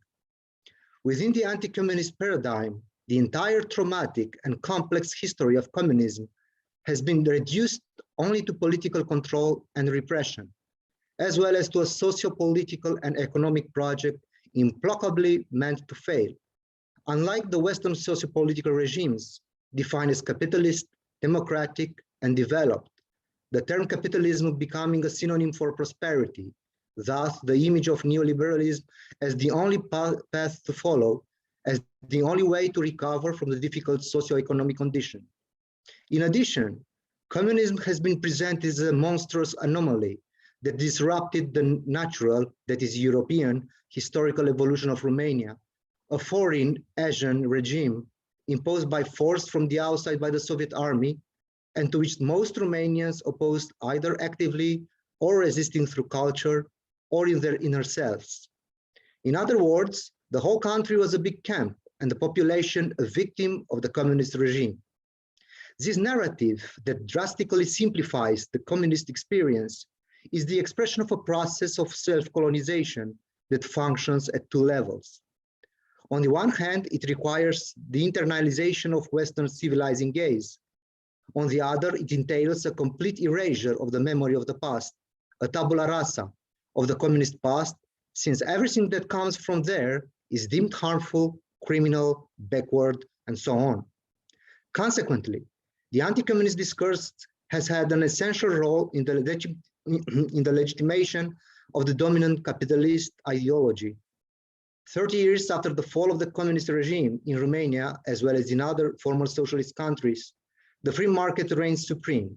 Post-socialist Eastern Europe is fully incorporated into the capitalist world in a semi-peripheral role. In practice, this means the availability of cheap and highly educated labor in proximity to the capitalist core, a quasi-total economic dependence on the core and its multinational banks and corporations, and finally, the accumulation of debt. Despite the domination of neoliberal ideology, the communist legacy is still invoked in the political and public space as one of the main causes, if not the main cause, for the socio-economic problems in the country. A legacy which is slowing or even obstructing the transformation of Romania into a country, I quote, as abroad, ending quotation, that is as in the West. In other words, the transition to democracy and capitalism would not yet be complete because of the communist legacy. Moreover, any criticism of neoliberal ideology and its negative consequences is delegitimized by invoking the communist past. The ironic terms of a left-wing journalist capture very well the repressive political role of the anti-communist discourse. I quote, "Condemning real existing communism has been perverted in condemning any social claim. Do you want a salary raise? You are a communist. Do you want public services? Do you want to tax the rich and ease the burden on small producers and wage earners? You are a communist and you killed my grandparents. Do you want public transportation instead of highways? You are a mega communist and a retarded hipster." I ended the quotation. Why all these considerations about anti-communism, self-colonization, and capitalist ideology? Because they have an essential role in understanding an element of novelty that appeared after 1990 in the Romanian archaeological landscape, namely that of forensic archaeology. According to a recent analysis concerning this approach, Romanian researchers have shown quite an early interest and originality in the forensic field, obtaining excellent results. On closer inspection, however, this does not seem to be the case at all. The socio-political changes of 1989 were welcomed by the Romanian archaeologists with high hopes in the revival of their discipline, marked under the communist regime by isolation, political control, and modest material conditions, or even poverty. However, the much desired opening to the West did not entail an epistemological change, the dominant research philosophy remaining to this day the cultural historical one. I'm not exaggerating at all, stating that in Romania, the number of both processual and post-processual archaeologists can be counted on the fingers of both hands. The domination of the cultural historical paradigm had the most negative consequences on the establishment of forensic archaeology in Romania. In the cultural historical tradition, archaeology is defined as an auxiliary science of history, whose objective is to study those periods of the past for which there are no or very few written sources. Therefore, the materiality of the recent or contemporary past is not a field of interest for Romanian archaeologists, being left to other disciplines. Under these conditions, the Romanian forensic archaeology was not born in the archaeological institutions, but in political worlds. Thus, the first contemporary archaeology program was created in 2005 at the Institute for the Investigation of Communist Crimes in Romania in the context of the political process of condemning communism. The creation of the new program did not correspond to a change of the epistemological basis of the Romanian archaeology. All the archaeologists involved in the program were members of various museums in the country, such as National History Museum of Transylvania in Cluj-Napoca or the National Museum of the Unification in Alba Iulia, educated in the same cultural historical tradition. I do not intend to detail the research manner of the contemporary archaeology program. I did it on another occasion, but to bring instead into discussion those aspects relevant to an understanding of its political dimension. Within the contemporary archaeology program, a whole series of special investigations have been conducted, mostly exhumations, carried out in places of summary execution, as well as in the cemeteries located near penitentiaries like Sighetul Marmației, Târgu Ocna, or Caransebeș, or forced labor colonies such as Periprava, where victims of communist repression were secretly buried. The ultimate goal of all these excavations is explicitly a political one, I quote, to produce material evidence to prove the criminal and concentration camp-like character of the communist regime in Romania, as well as the conditions of physical extermination of those incarcerated for political, ethnic, and religious reasons. End the quotation. Thus, archaeology is annexed to a political process, that of the official condemnation of communism, its sole role being to provide new incriminating evidence to confirm and supplement already known data about the communist repression, data assembled from archived documents, testimonies of former political prisoners, eyewitnesses, local memory, and so on.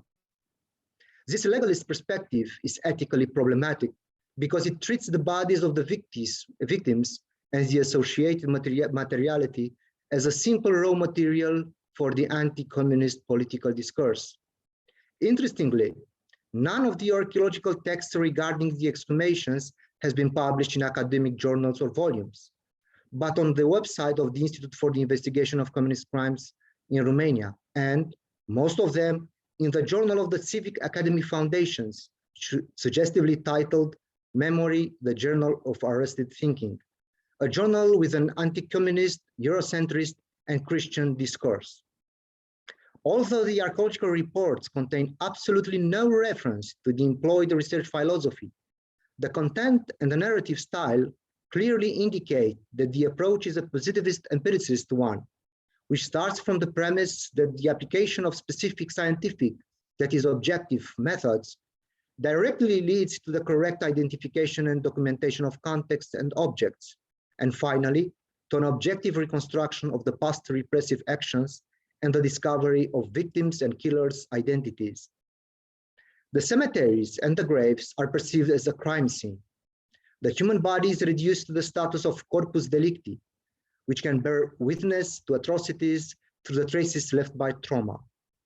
Hence, the chosen images on the conference posters with skulls showing traces of a summary execution. Hence, the biased interpretation.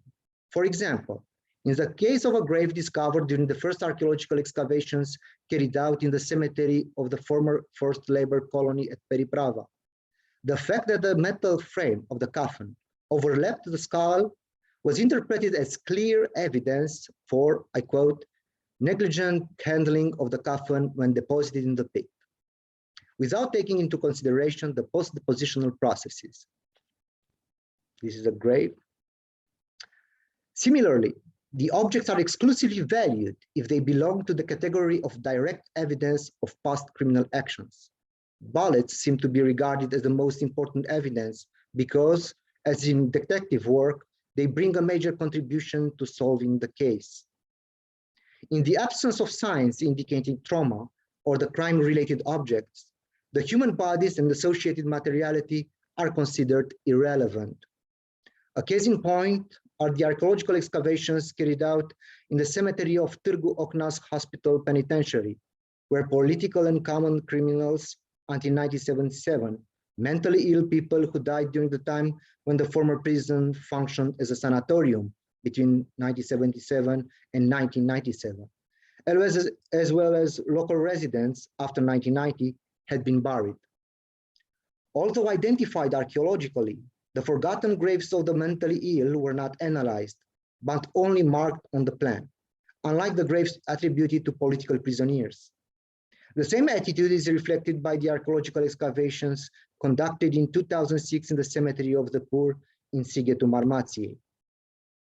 The cemetery of the poor was intended for the homeless and the sick who died in the nearby psychiatric asylum, but in the 1950s, the political prisoners who died in the Sighet Penitentiary were also buried here, including prominent figures of the interwar political and religious elite. As a result from several interviews and less from the archaeological reports, the archaeologists discovered bones buried without respect. Their bodies were facing west, which often denoted suicide, and had been placed outside the frontier of the former Christian graveyard. They also uncovered the remains of children buried in the 1980s. Some surmised that these were orphans, born as a result of Ceausescu's anti-abortion policies, who had perished living on the street. The archaeological excavation in the cemetery of the poor led to the identification of 24 graves, but most of them were considered irrelevant because they could not be associated with any of those who died in the political prison. Only one grave was considered by the authors to be, I quote, of some interests. In other words, the archaeological research at Sighet was not seen as a success because it did not lead to the identification of politically significant bones. The contemporary archaeology program operates with a discriminatory assessment of suffering and death. Only the suffering and death of the anti-communist political prisoners matters, while the fate of the marginalized, the homeless poor, the mentally ill, the common criminals, or the orphans continue to be ignored. Moreover, the bodies of the latter were incorporated into the dominant anti-communist narrative through the transformation of the entire cemetery of the poor into a memorial space dedicated to the victims of communism. However, the archaeological materials oppose such discrimination. The anonymity of graves and bodies, the banality of objects, and the oblivion evoked by the vegetation of the funerary space are all elements that indistinctly link the political prisoners and the marginal people. Given the way they were treated by the repressive regime, both in detention and post-mortem, the political prisoners themselves were converted into marginalized people in sharp contrast with the high status they enjoyed when they were alive. The authors of the program failed to realize that unlike a linear modernist conception of time, the materiality of the excavated funerary context dissolves the chronological separation between communism and post-communism, shifting the emphasis from an archaeology of crime to the material memory of social and political marginalization, past and present. Let me end my presentation with a personal experience. Together with other colleagues, in 2019, we started an archaeological project concerning the materiality of communist modernity on the Danube-Black Sea Canal Trail. The day we arrived at Peninsula to document the ruins of a former collective farm from the communist period, we discovered that several people had illegally arranged a kind of housing in some of the ruined buildings. The biography of the communist farm did not end in 1989, but has continued up to the present through the materiality of the new dwellings. From the beginning, it attracted my attention, and I was impressed by the attempt to humanize, to domesticate that ruined space. As indicated by the creation of a courtyard, by the vivid colors used to paint the door and the fence, or by the creation of a small vegetable garden. We knocked on one of the doors, and one of the occupants, an old man, came out to talk to us. He first asked what institutions we came from. Feeling relieved by our response, he confessed that he was afraid that our visit might bring their evacuation from those ruins. From him, we learned that all his life he worked on communist construction sites. But after 1990, he lost his job and his house, which was taken from him by a well-known local businessman. This is how he came to take refuge in the ruins of the former communist farm, which, for the time being, was not in the immediate attention of the investors. The encounter with the desolate ruins, the poverty of the improvised houses, and the destiny of these people left a deep impression on me. It was not simply pity, but a kind of wound. The contrast between my own existential condition and that of the people who were living among the ruins made me reflect on my own life, including archaeology. I told myself that I can't stay the same after such an encounter. Also, the encounter was for me another example of how wrong it is to reduce the materiality of the other's suffering to an archaeological critique of political ideologies, either communism or capitalism. To talk about the materiality of a suffering of which I'm a stranger, as is the case with political prisoners or people at Peninsula, I need a different language, a different way of telling, and much humility.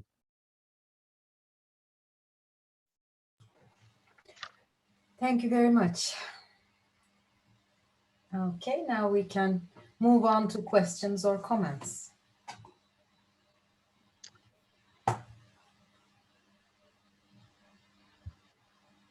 Okay, Stasha, please.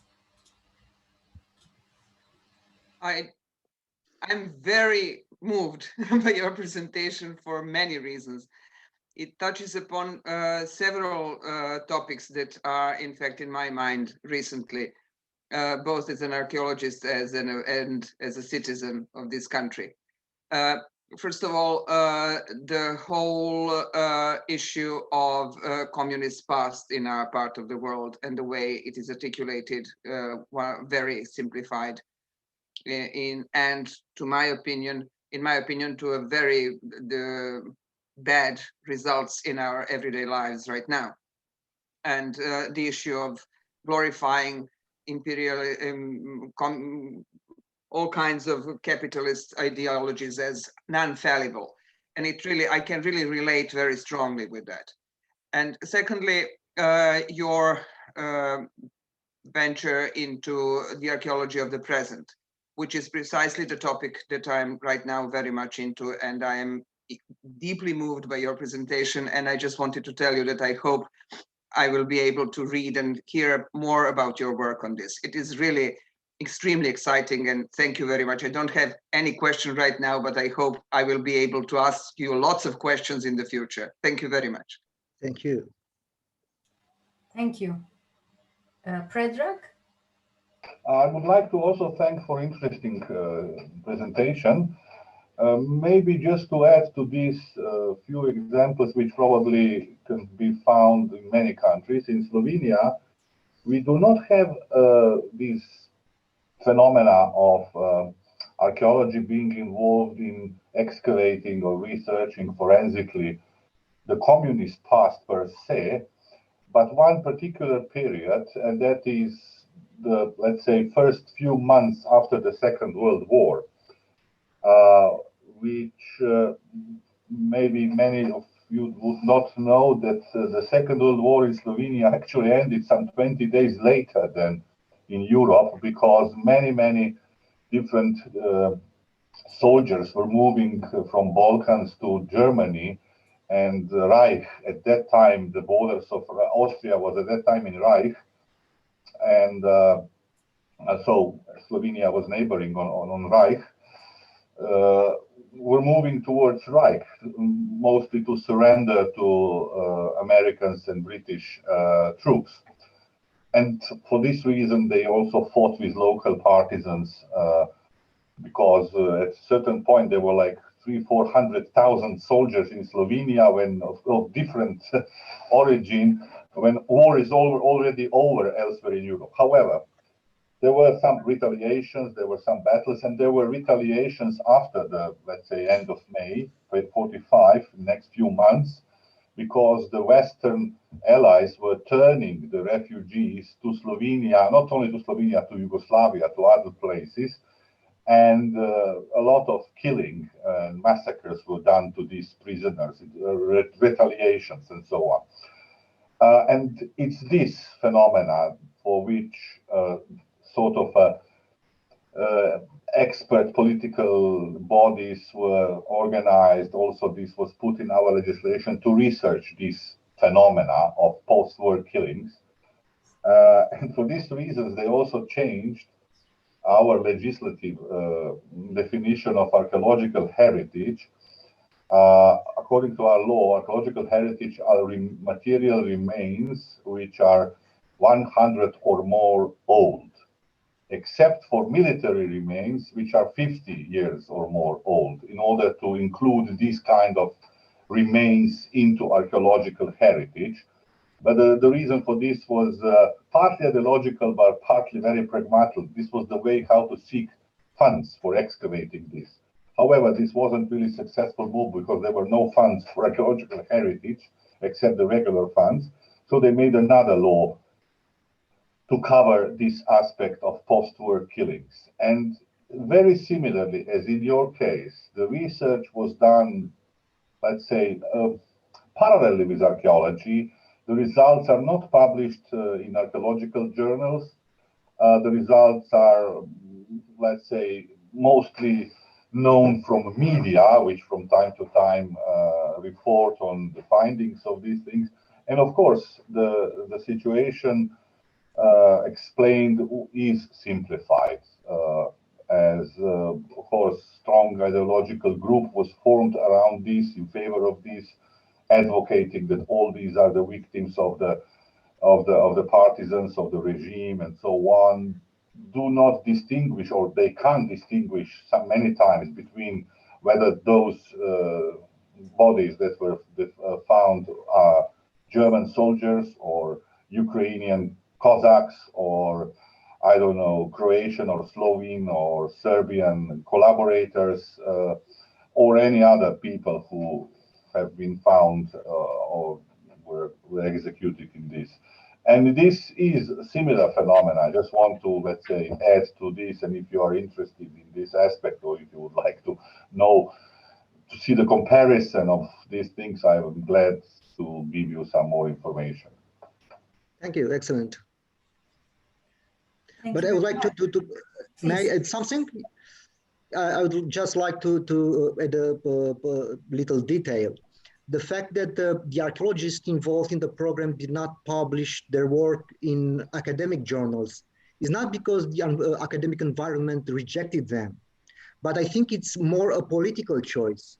They chose to publish in a journal which promotes a very strong anti-communist and Eurocentrist discourse. Because, for instance, I'm I also published in many of the Romanian academic journals articles about the contemporary Romanian past.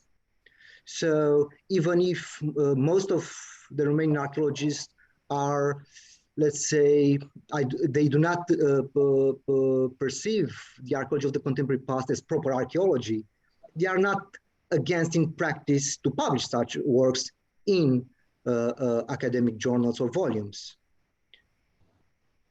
I just want to ask, for example, my opinion was that this could not be treated as archaeological heritage, though the law permits it, because we have another formulation which suits much better, and that is memorial heritage. Because, let's say, the graveyards from the First World War, from the zones of front, and there are many around the country, are considered for many years already a memorial heritage. So, but this kind of graveyard or places where the victims were killed, only recently actually are partly accepted in this memorial type of heritage. This has some legislative consequences. It's not just pure rhetorics. It has some legislative consequences. But yes, they do not publish, and unfortunately, these became also for some good business. Yeah. Okay, we have Anastasia Farkaki asking a question, making a comment, please. Yes, thank you. You mentioned that, okay, there is a lot of anti-communism in the country, but are these excavations based on some written evidence? I mean, finding material evidence of the oppression by the communist regime. For example, we know about the massacre in Katan in Poland, and we know that because there are some written sources mentioning it, and about the order which had been given by Stalin. But are there evidence, written evidence regarding these excavations, or is it just an anti-communist obsession of proving that the regime was oppressive? Yeah, there are some documents. They do not refer directly to the executions or the causes of death, but usually such excavations are based on the memories of the former political prisoners. Mm-hmm. Yes, who witnessed the tragic fate of their colleagues during the detention. And so they're mainly looking for these people. Yes, exactly. Okay. Yeah. Otherwise, in no official document is mentioned that people died of starvation or they were executed and so on. Okay. Of course not. They died of natural causes. Okay, Paulina?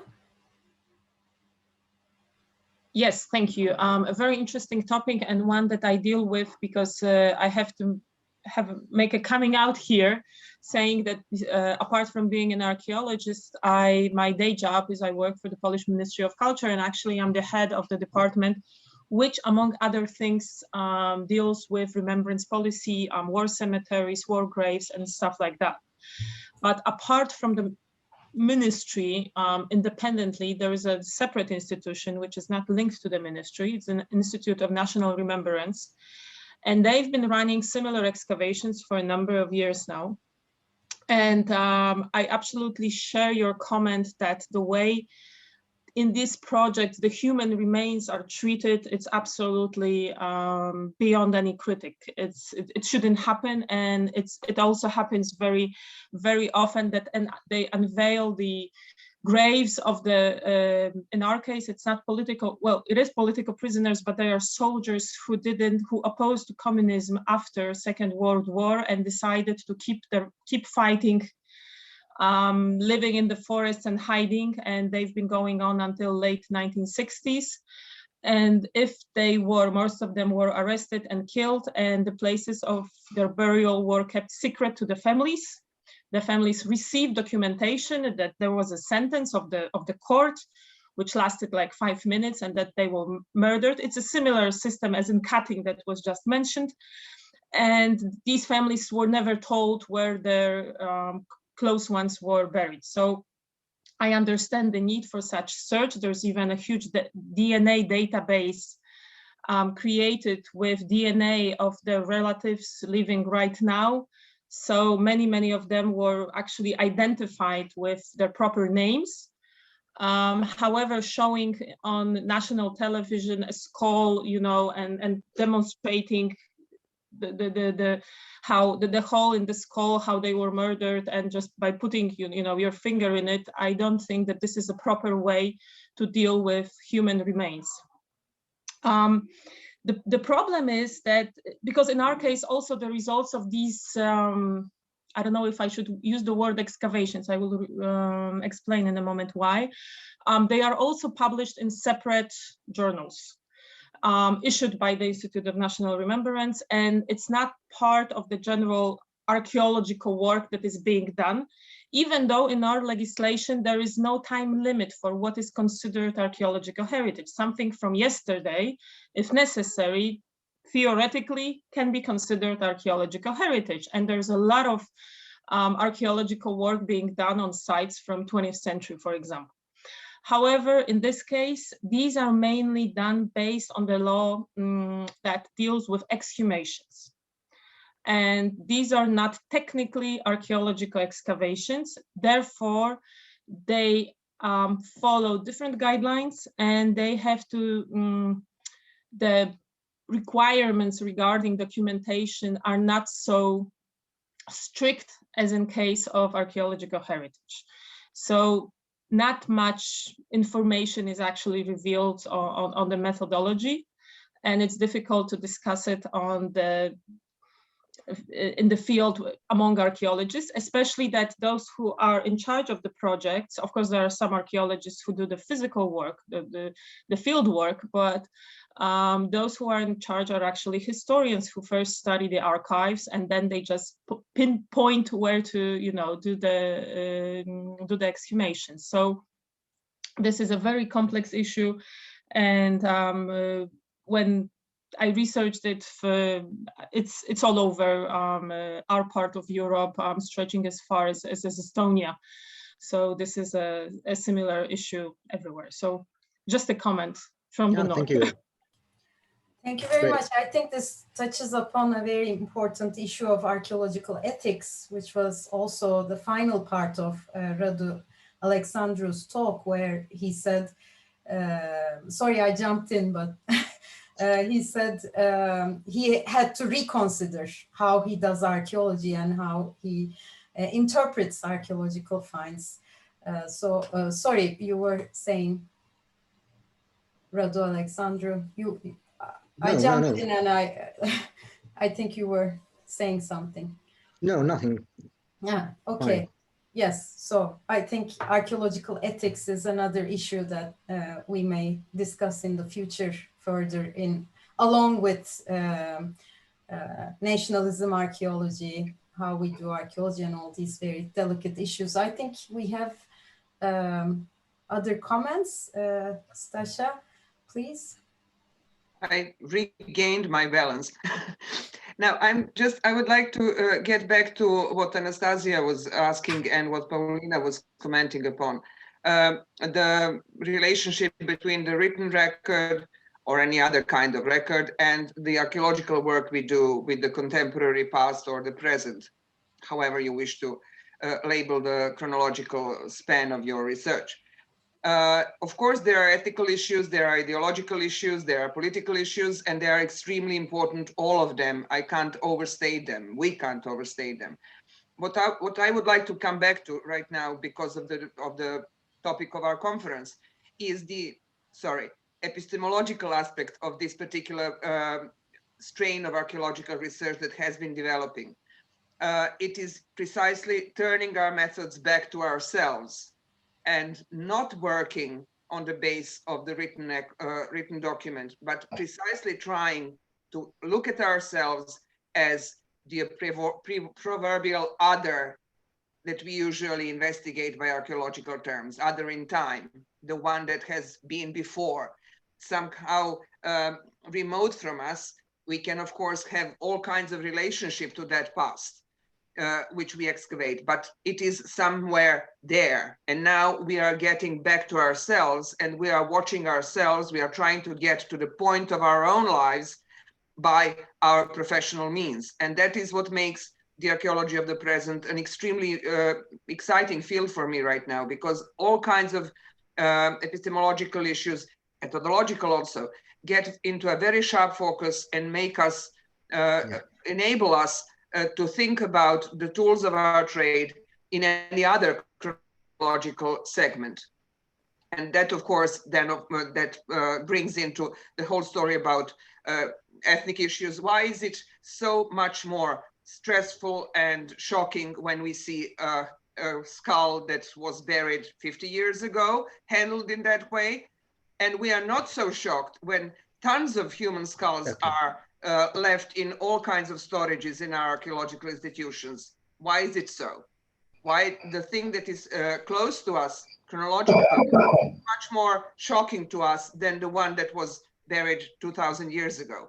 It's just an example, a very simple one, but that is why I think that the field that you have entered is so very important. Not only because of the segment of the time, of the past, of the recent past that it is investigating, but also because it is an extremely good playground for us to rethink our methodological and epistemological tools. Yeah, I totally agree. Okay, Predrag? Yes, I would like just to, well, it's, we are at the point actually to ask ourselves whether this is archaeology or not. It's not that everything you do with a shovel is archaeology. And this is a debate I had also here in Slovenia, because the motives are not archaeological. Why to do this? I mean, I'm not ignoring the importance of this question, far away from this, but just not want to be considered as an archaeological problem. It's much wider problem, but then again, the heritage is not endangered if, of course, something else will be built there. But the fact is that people too quickly decided it's something archaeological because they excavate, because they look in the earth for some objects. The reasons here are more of forensic nature, or the ways how to think of this problem, or judicial system, or of whatever you want. It's not a research problem for archaeology. I'm not saying that archaeology should come out of these problems, but it should be well aware of its status, of its knowledge, and not to be drawn into political disputes which are not something that archaeology needs. I mean, it needs political disputes, definitely, but not to be easily drawn into this just because someone is using a shovel or calling archaeologists to help him to exhumate, and this is probably the best word, thanks to Paulina, and not to excavate the victims of these things. Of course, these things do not correspond to any standards of the quality of documentation, recording, and by the way, I believe that also in Romania, some of the bodies are then transferred to regular cemeteries and got some regular burials later on. At least this is sometimes the case in Slovenia. So it's part of some different process.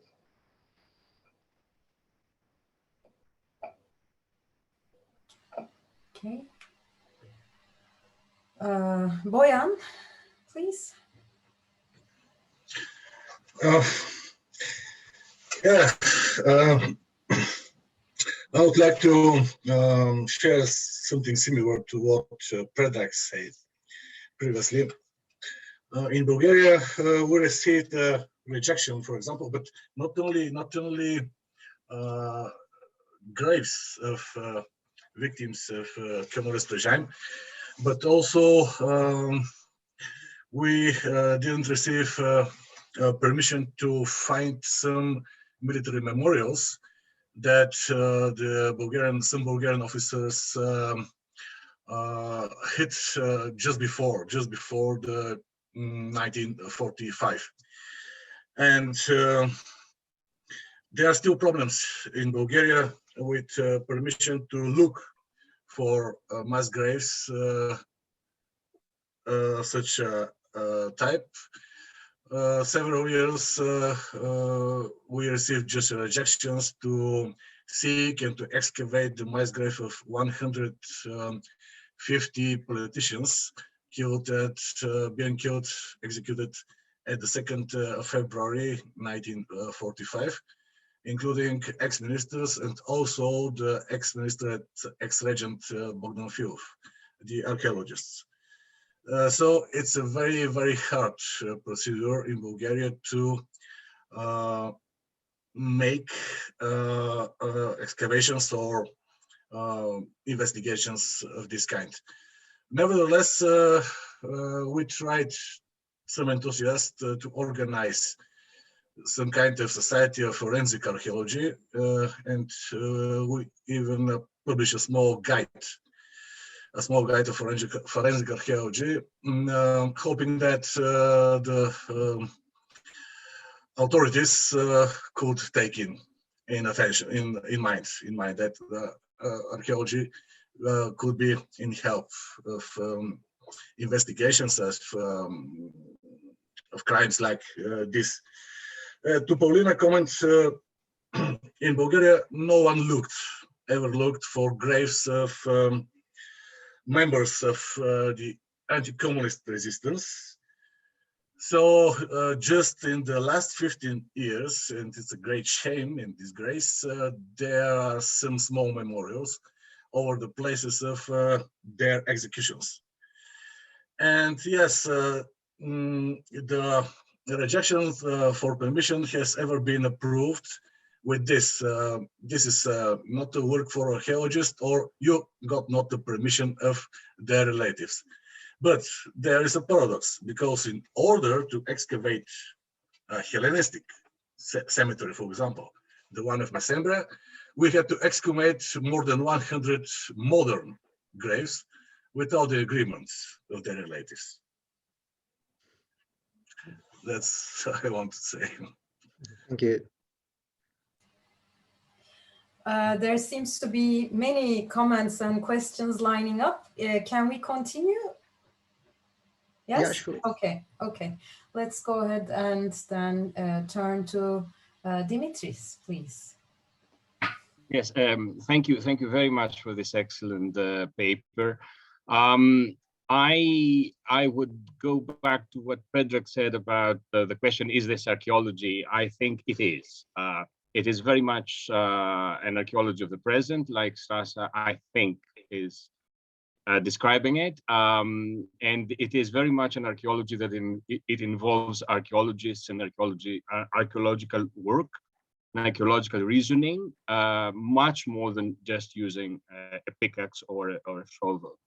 I think that this necropolitical approach to the material remains of the past, and I use necropolitics in the sense proposed by Achille Membe and others, as a political tool, using actual skeletal remains, carcasses, parts of bodies as artifacts, as political argumentation in the present.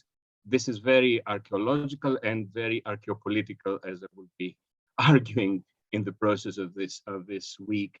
And as I was listening to the paper, I was thinking of the excellent films produced by Patricio Guzman in the last 20 years or so. I don't know if you are familiar with his work. He's from Chile, and he has, his major movie is Nostalgia for the Light, and he's referring to this excavation conducted by the so-called women of Calama. Calama in Chile is a village, and the men from that village were executed by Pinochet regime, and they told them that, okay, well, they're they're gone. We don't know where they are, but they went and they started excavating with their bare hands the desert, and until they found the first remains.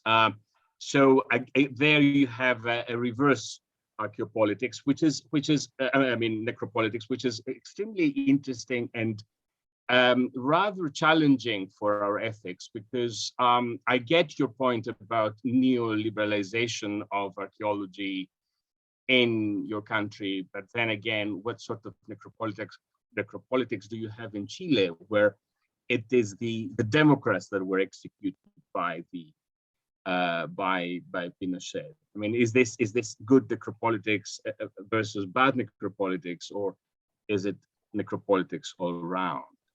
That's my. Well, I don't have an answer to that. I don't expect it would be one. Yeah, me neither. Yeah,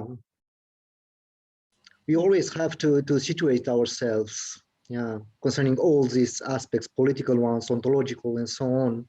So we cannot stay aside. We cannot avoid such questions. So.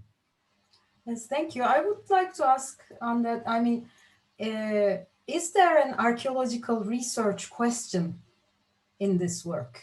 I mean, if we are discussing whether this is archaeology or not, if it is, you know, excavating is archaeology, then it is. But how about the research question behind this? But in the example of Kalama, it is an archaeologist, because this is an excellent film. You have to see it. Every archaeologist has to see this.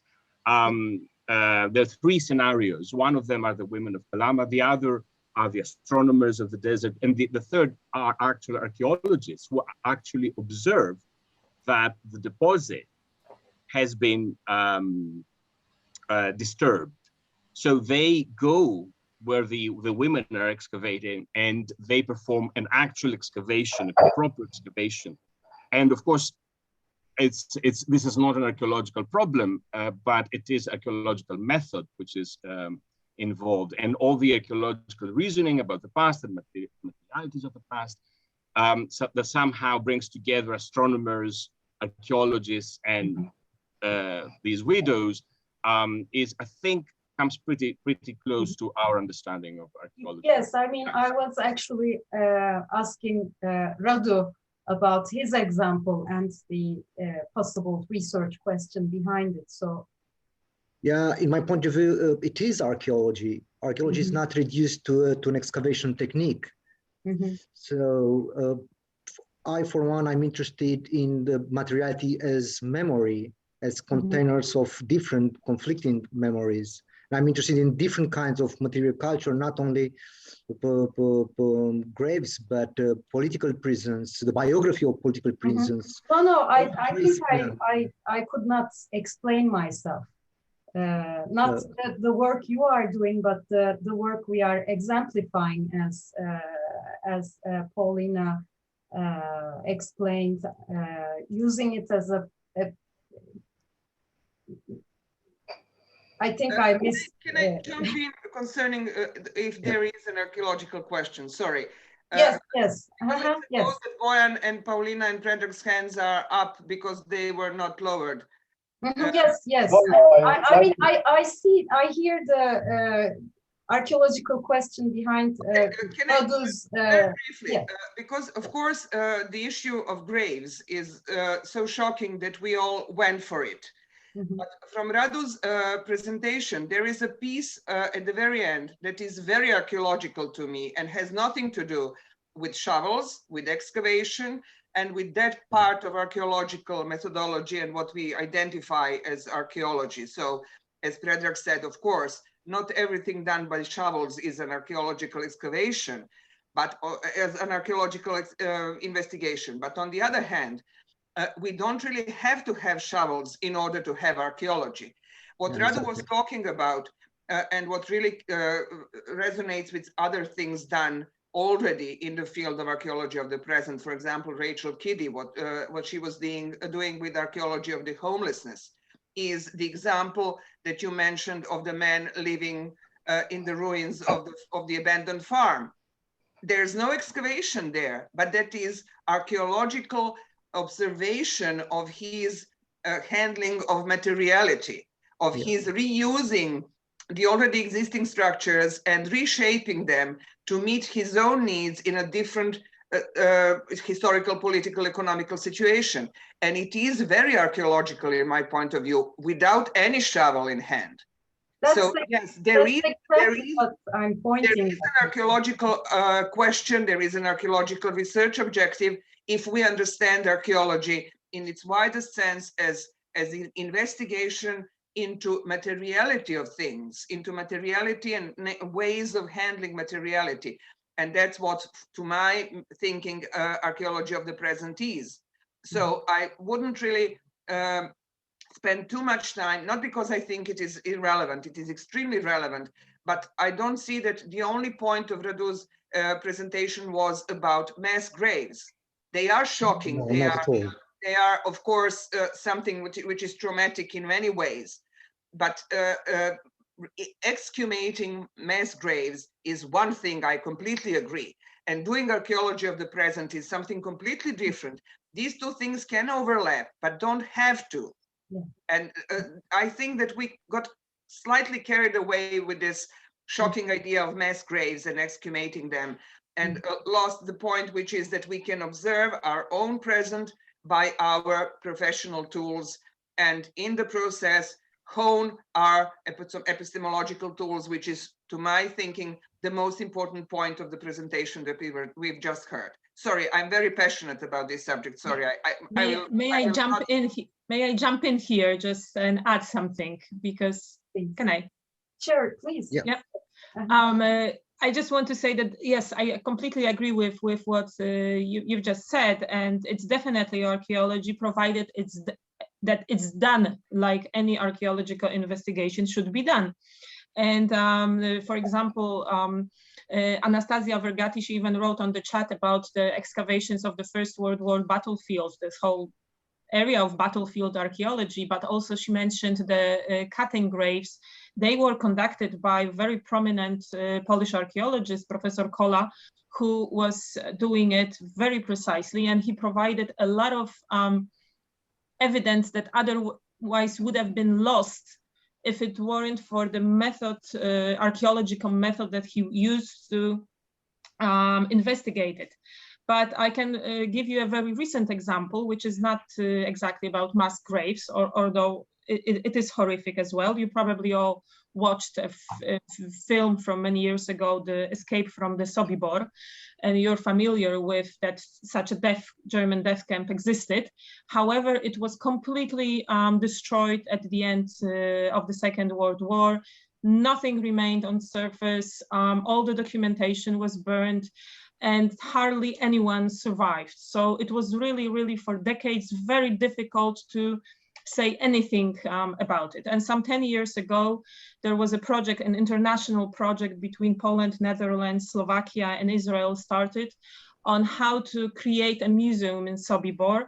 But there was a big question because no one really knew how it was organized. All that survives was a piece of a train track. So we knew more or less where the transports of prisoners were brought, but nothing else.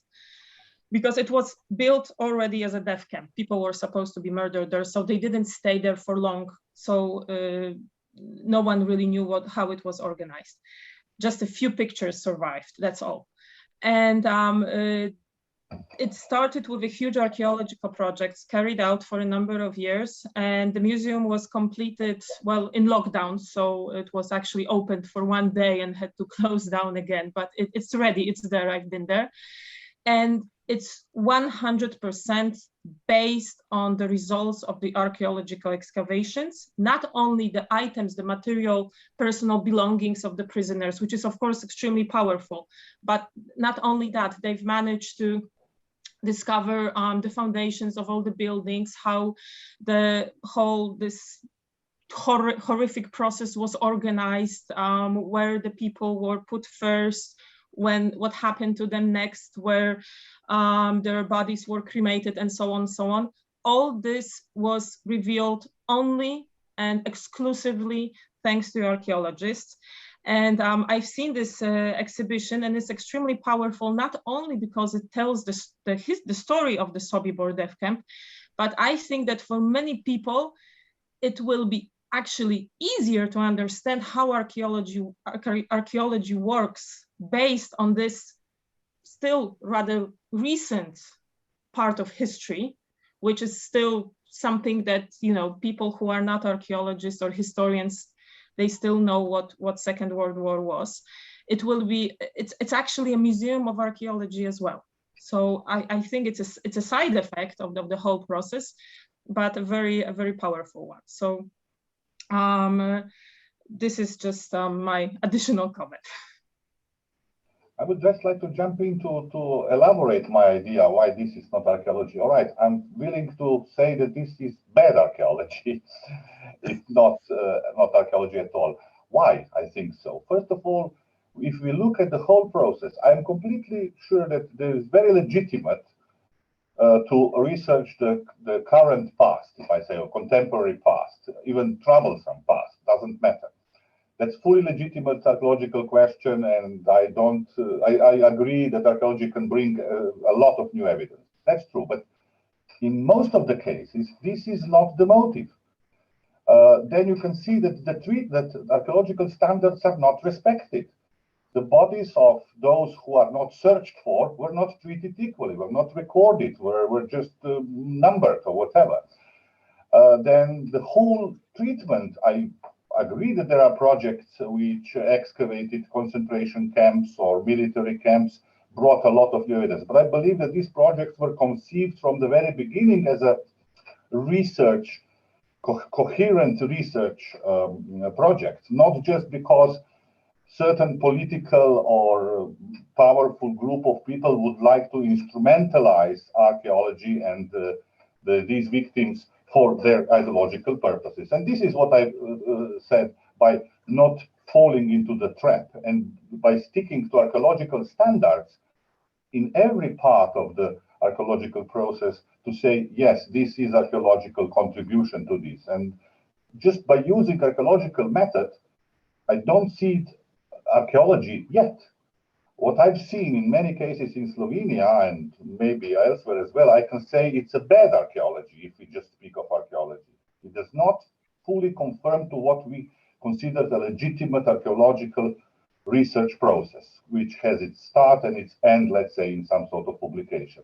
I mean, how can one then consider, let's say, excavations in today's Bosnia when they're looking for mass cemeteries from what, early 90s.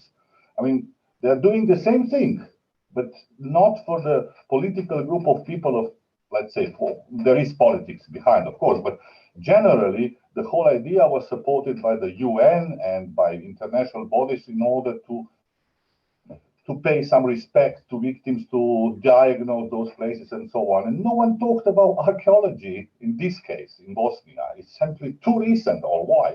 I don't know. So this is what I insist on. If it should be archaeology or normal archaeology, it needs to conform to all the normal standards to archaeological process, not just to the methods, but the whole standards. And motives, of course, can be different. It does not necessarily be an archaeological pure interest in 50 years ago past, but then these motives should be elaborated in an archaeological research. If not, it's at least bad archaeology. Okay, thank you very much. May I add something, yes, if possible, just to emphasize a detail from my presentation. The archaeologists involved in the program I criticized are in fact employees of state museums. So, and the non-theoretical approach in their case, in fact, reflects the non-theoretical Romanian archaeology at large. So, and the way their excavation looks, it's very similar with the way their excavations on other sites from other periods, from medieval time or prehistory looks like. There is no difference. So if we talk about bad archaeology, in reality it's bad archaeology, not only in this case, but in the case of many other excavations carried out in Romania. The very low standards and and non-theoretical Romanian dominant Romanian archaeology is the problem, I think. So well, I wanted to add this because otherwise we will perceive this program as an exception, but it is not. Okay, thank you for the clarification. I think that's very important, and that's also a problem we face in general. I still see hand of Stasha. Do you have something to say, or it's... I just wanted to underline the point that Radu was just making, and to get into a bitter fight with Predrag that I can perhaps carry on somewhere else. We are getting stuck into again into the topic of mass graves, or obviously hot topics in terms of recent political and ethnical and other conflicts. Archaeology of the present can be a very good archaeology precisely because it challenges the ways in which we perceive our own discipline. And that's what I see as its huge potential. And that's why I want to encourage very strongly what Radu Alexandru is doing right now, regardless of the mass graves and stuff like that. I'm getting back to the very interesting study done by Rachel Kiddy about homelessness in Belgrade, in lots of European and world cities, and other issues which are burning issues of our society that can be approached from this point of view, not necessarily digging up mass graves. It is a whole different cookie. So I just wanted to say that it can be a really important, really refreshing, really invigorating strategy for our rethinking of what we are doing in the discipline, and on the other hand, what's going on in our present society. And that's why I liked Radu's presentation so much, because it is clearly linked to what's going on ideologically and what's going on archaeologically. So that's why I was so carried away with this presentation. And please go on. Thank you. Okay, well, thank you very much. I think I have to end this session. Otherwise, we will just start the afternoon session with no break. Well, thank you very much to all the speakers. This was such a responsibility for me. All the papers were wonderful and created such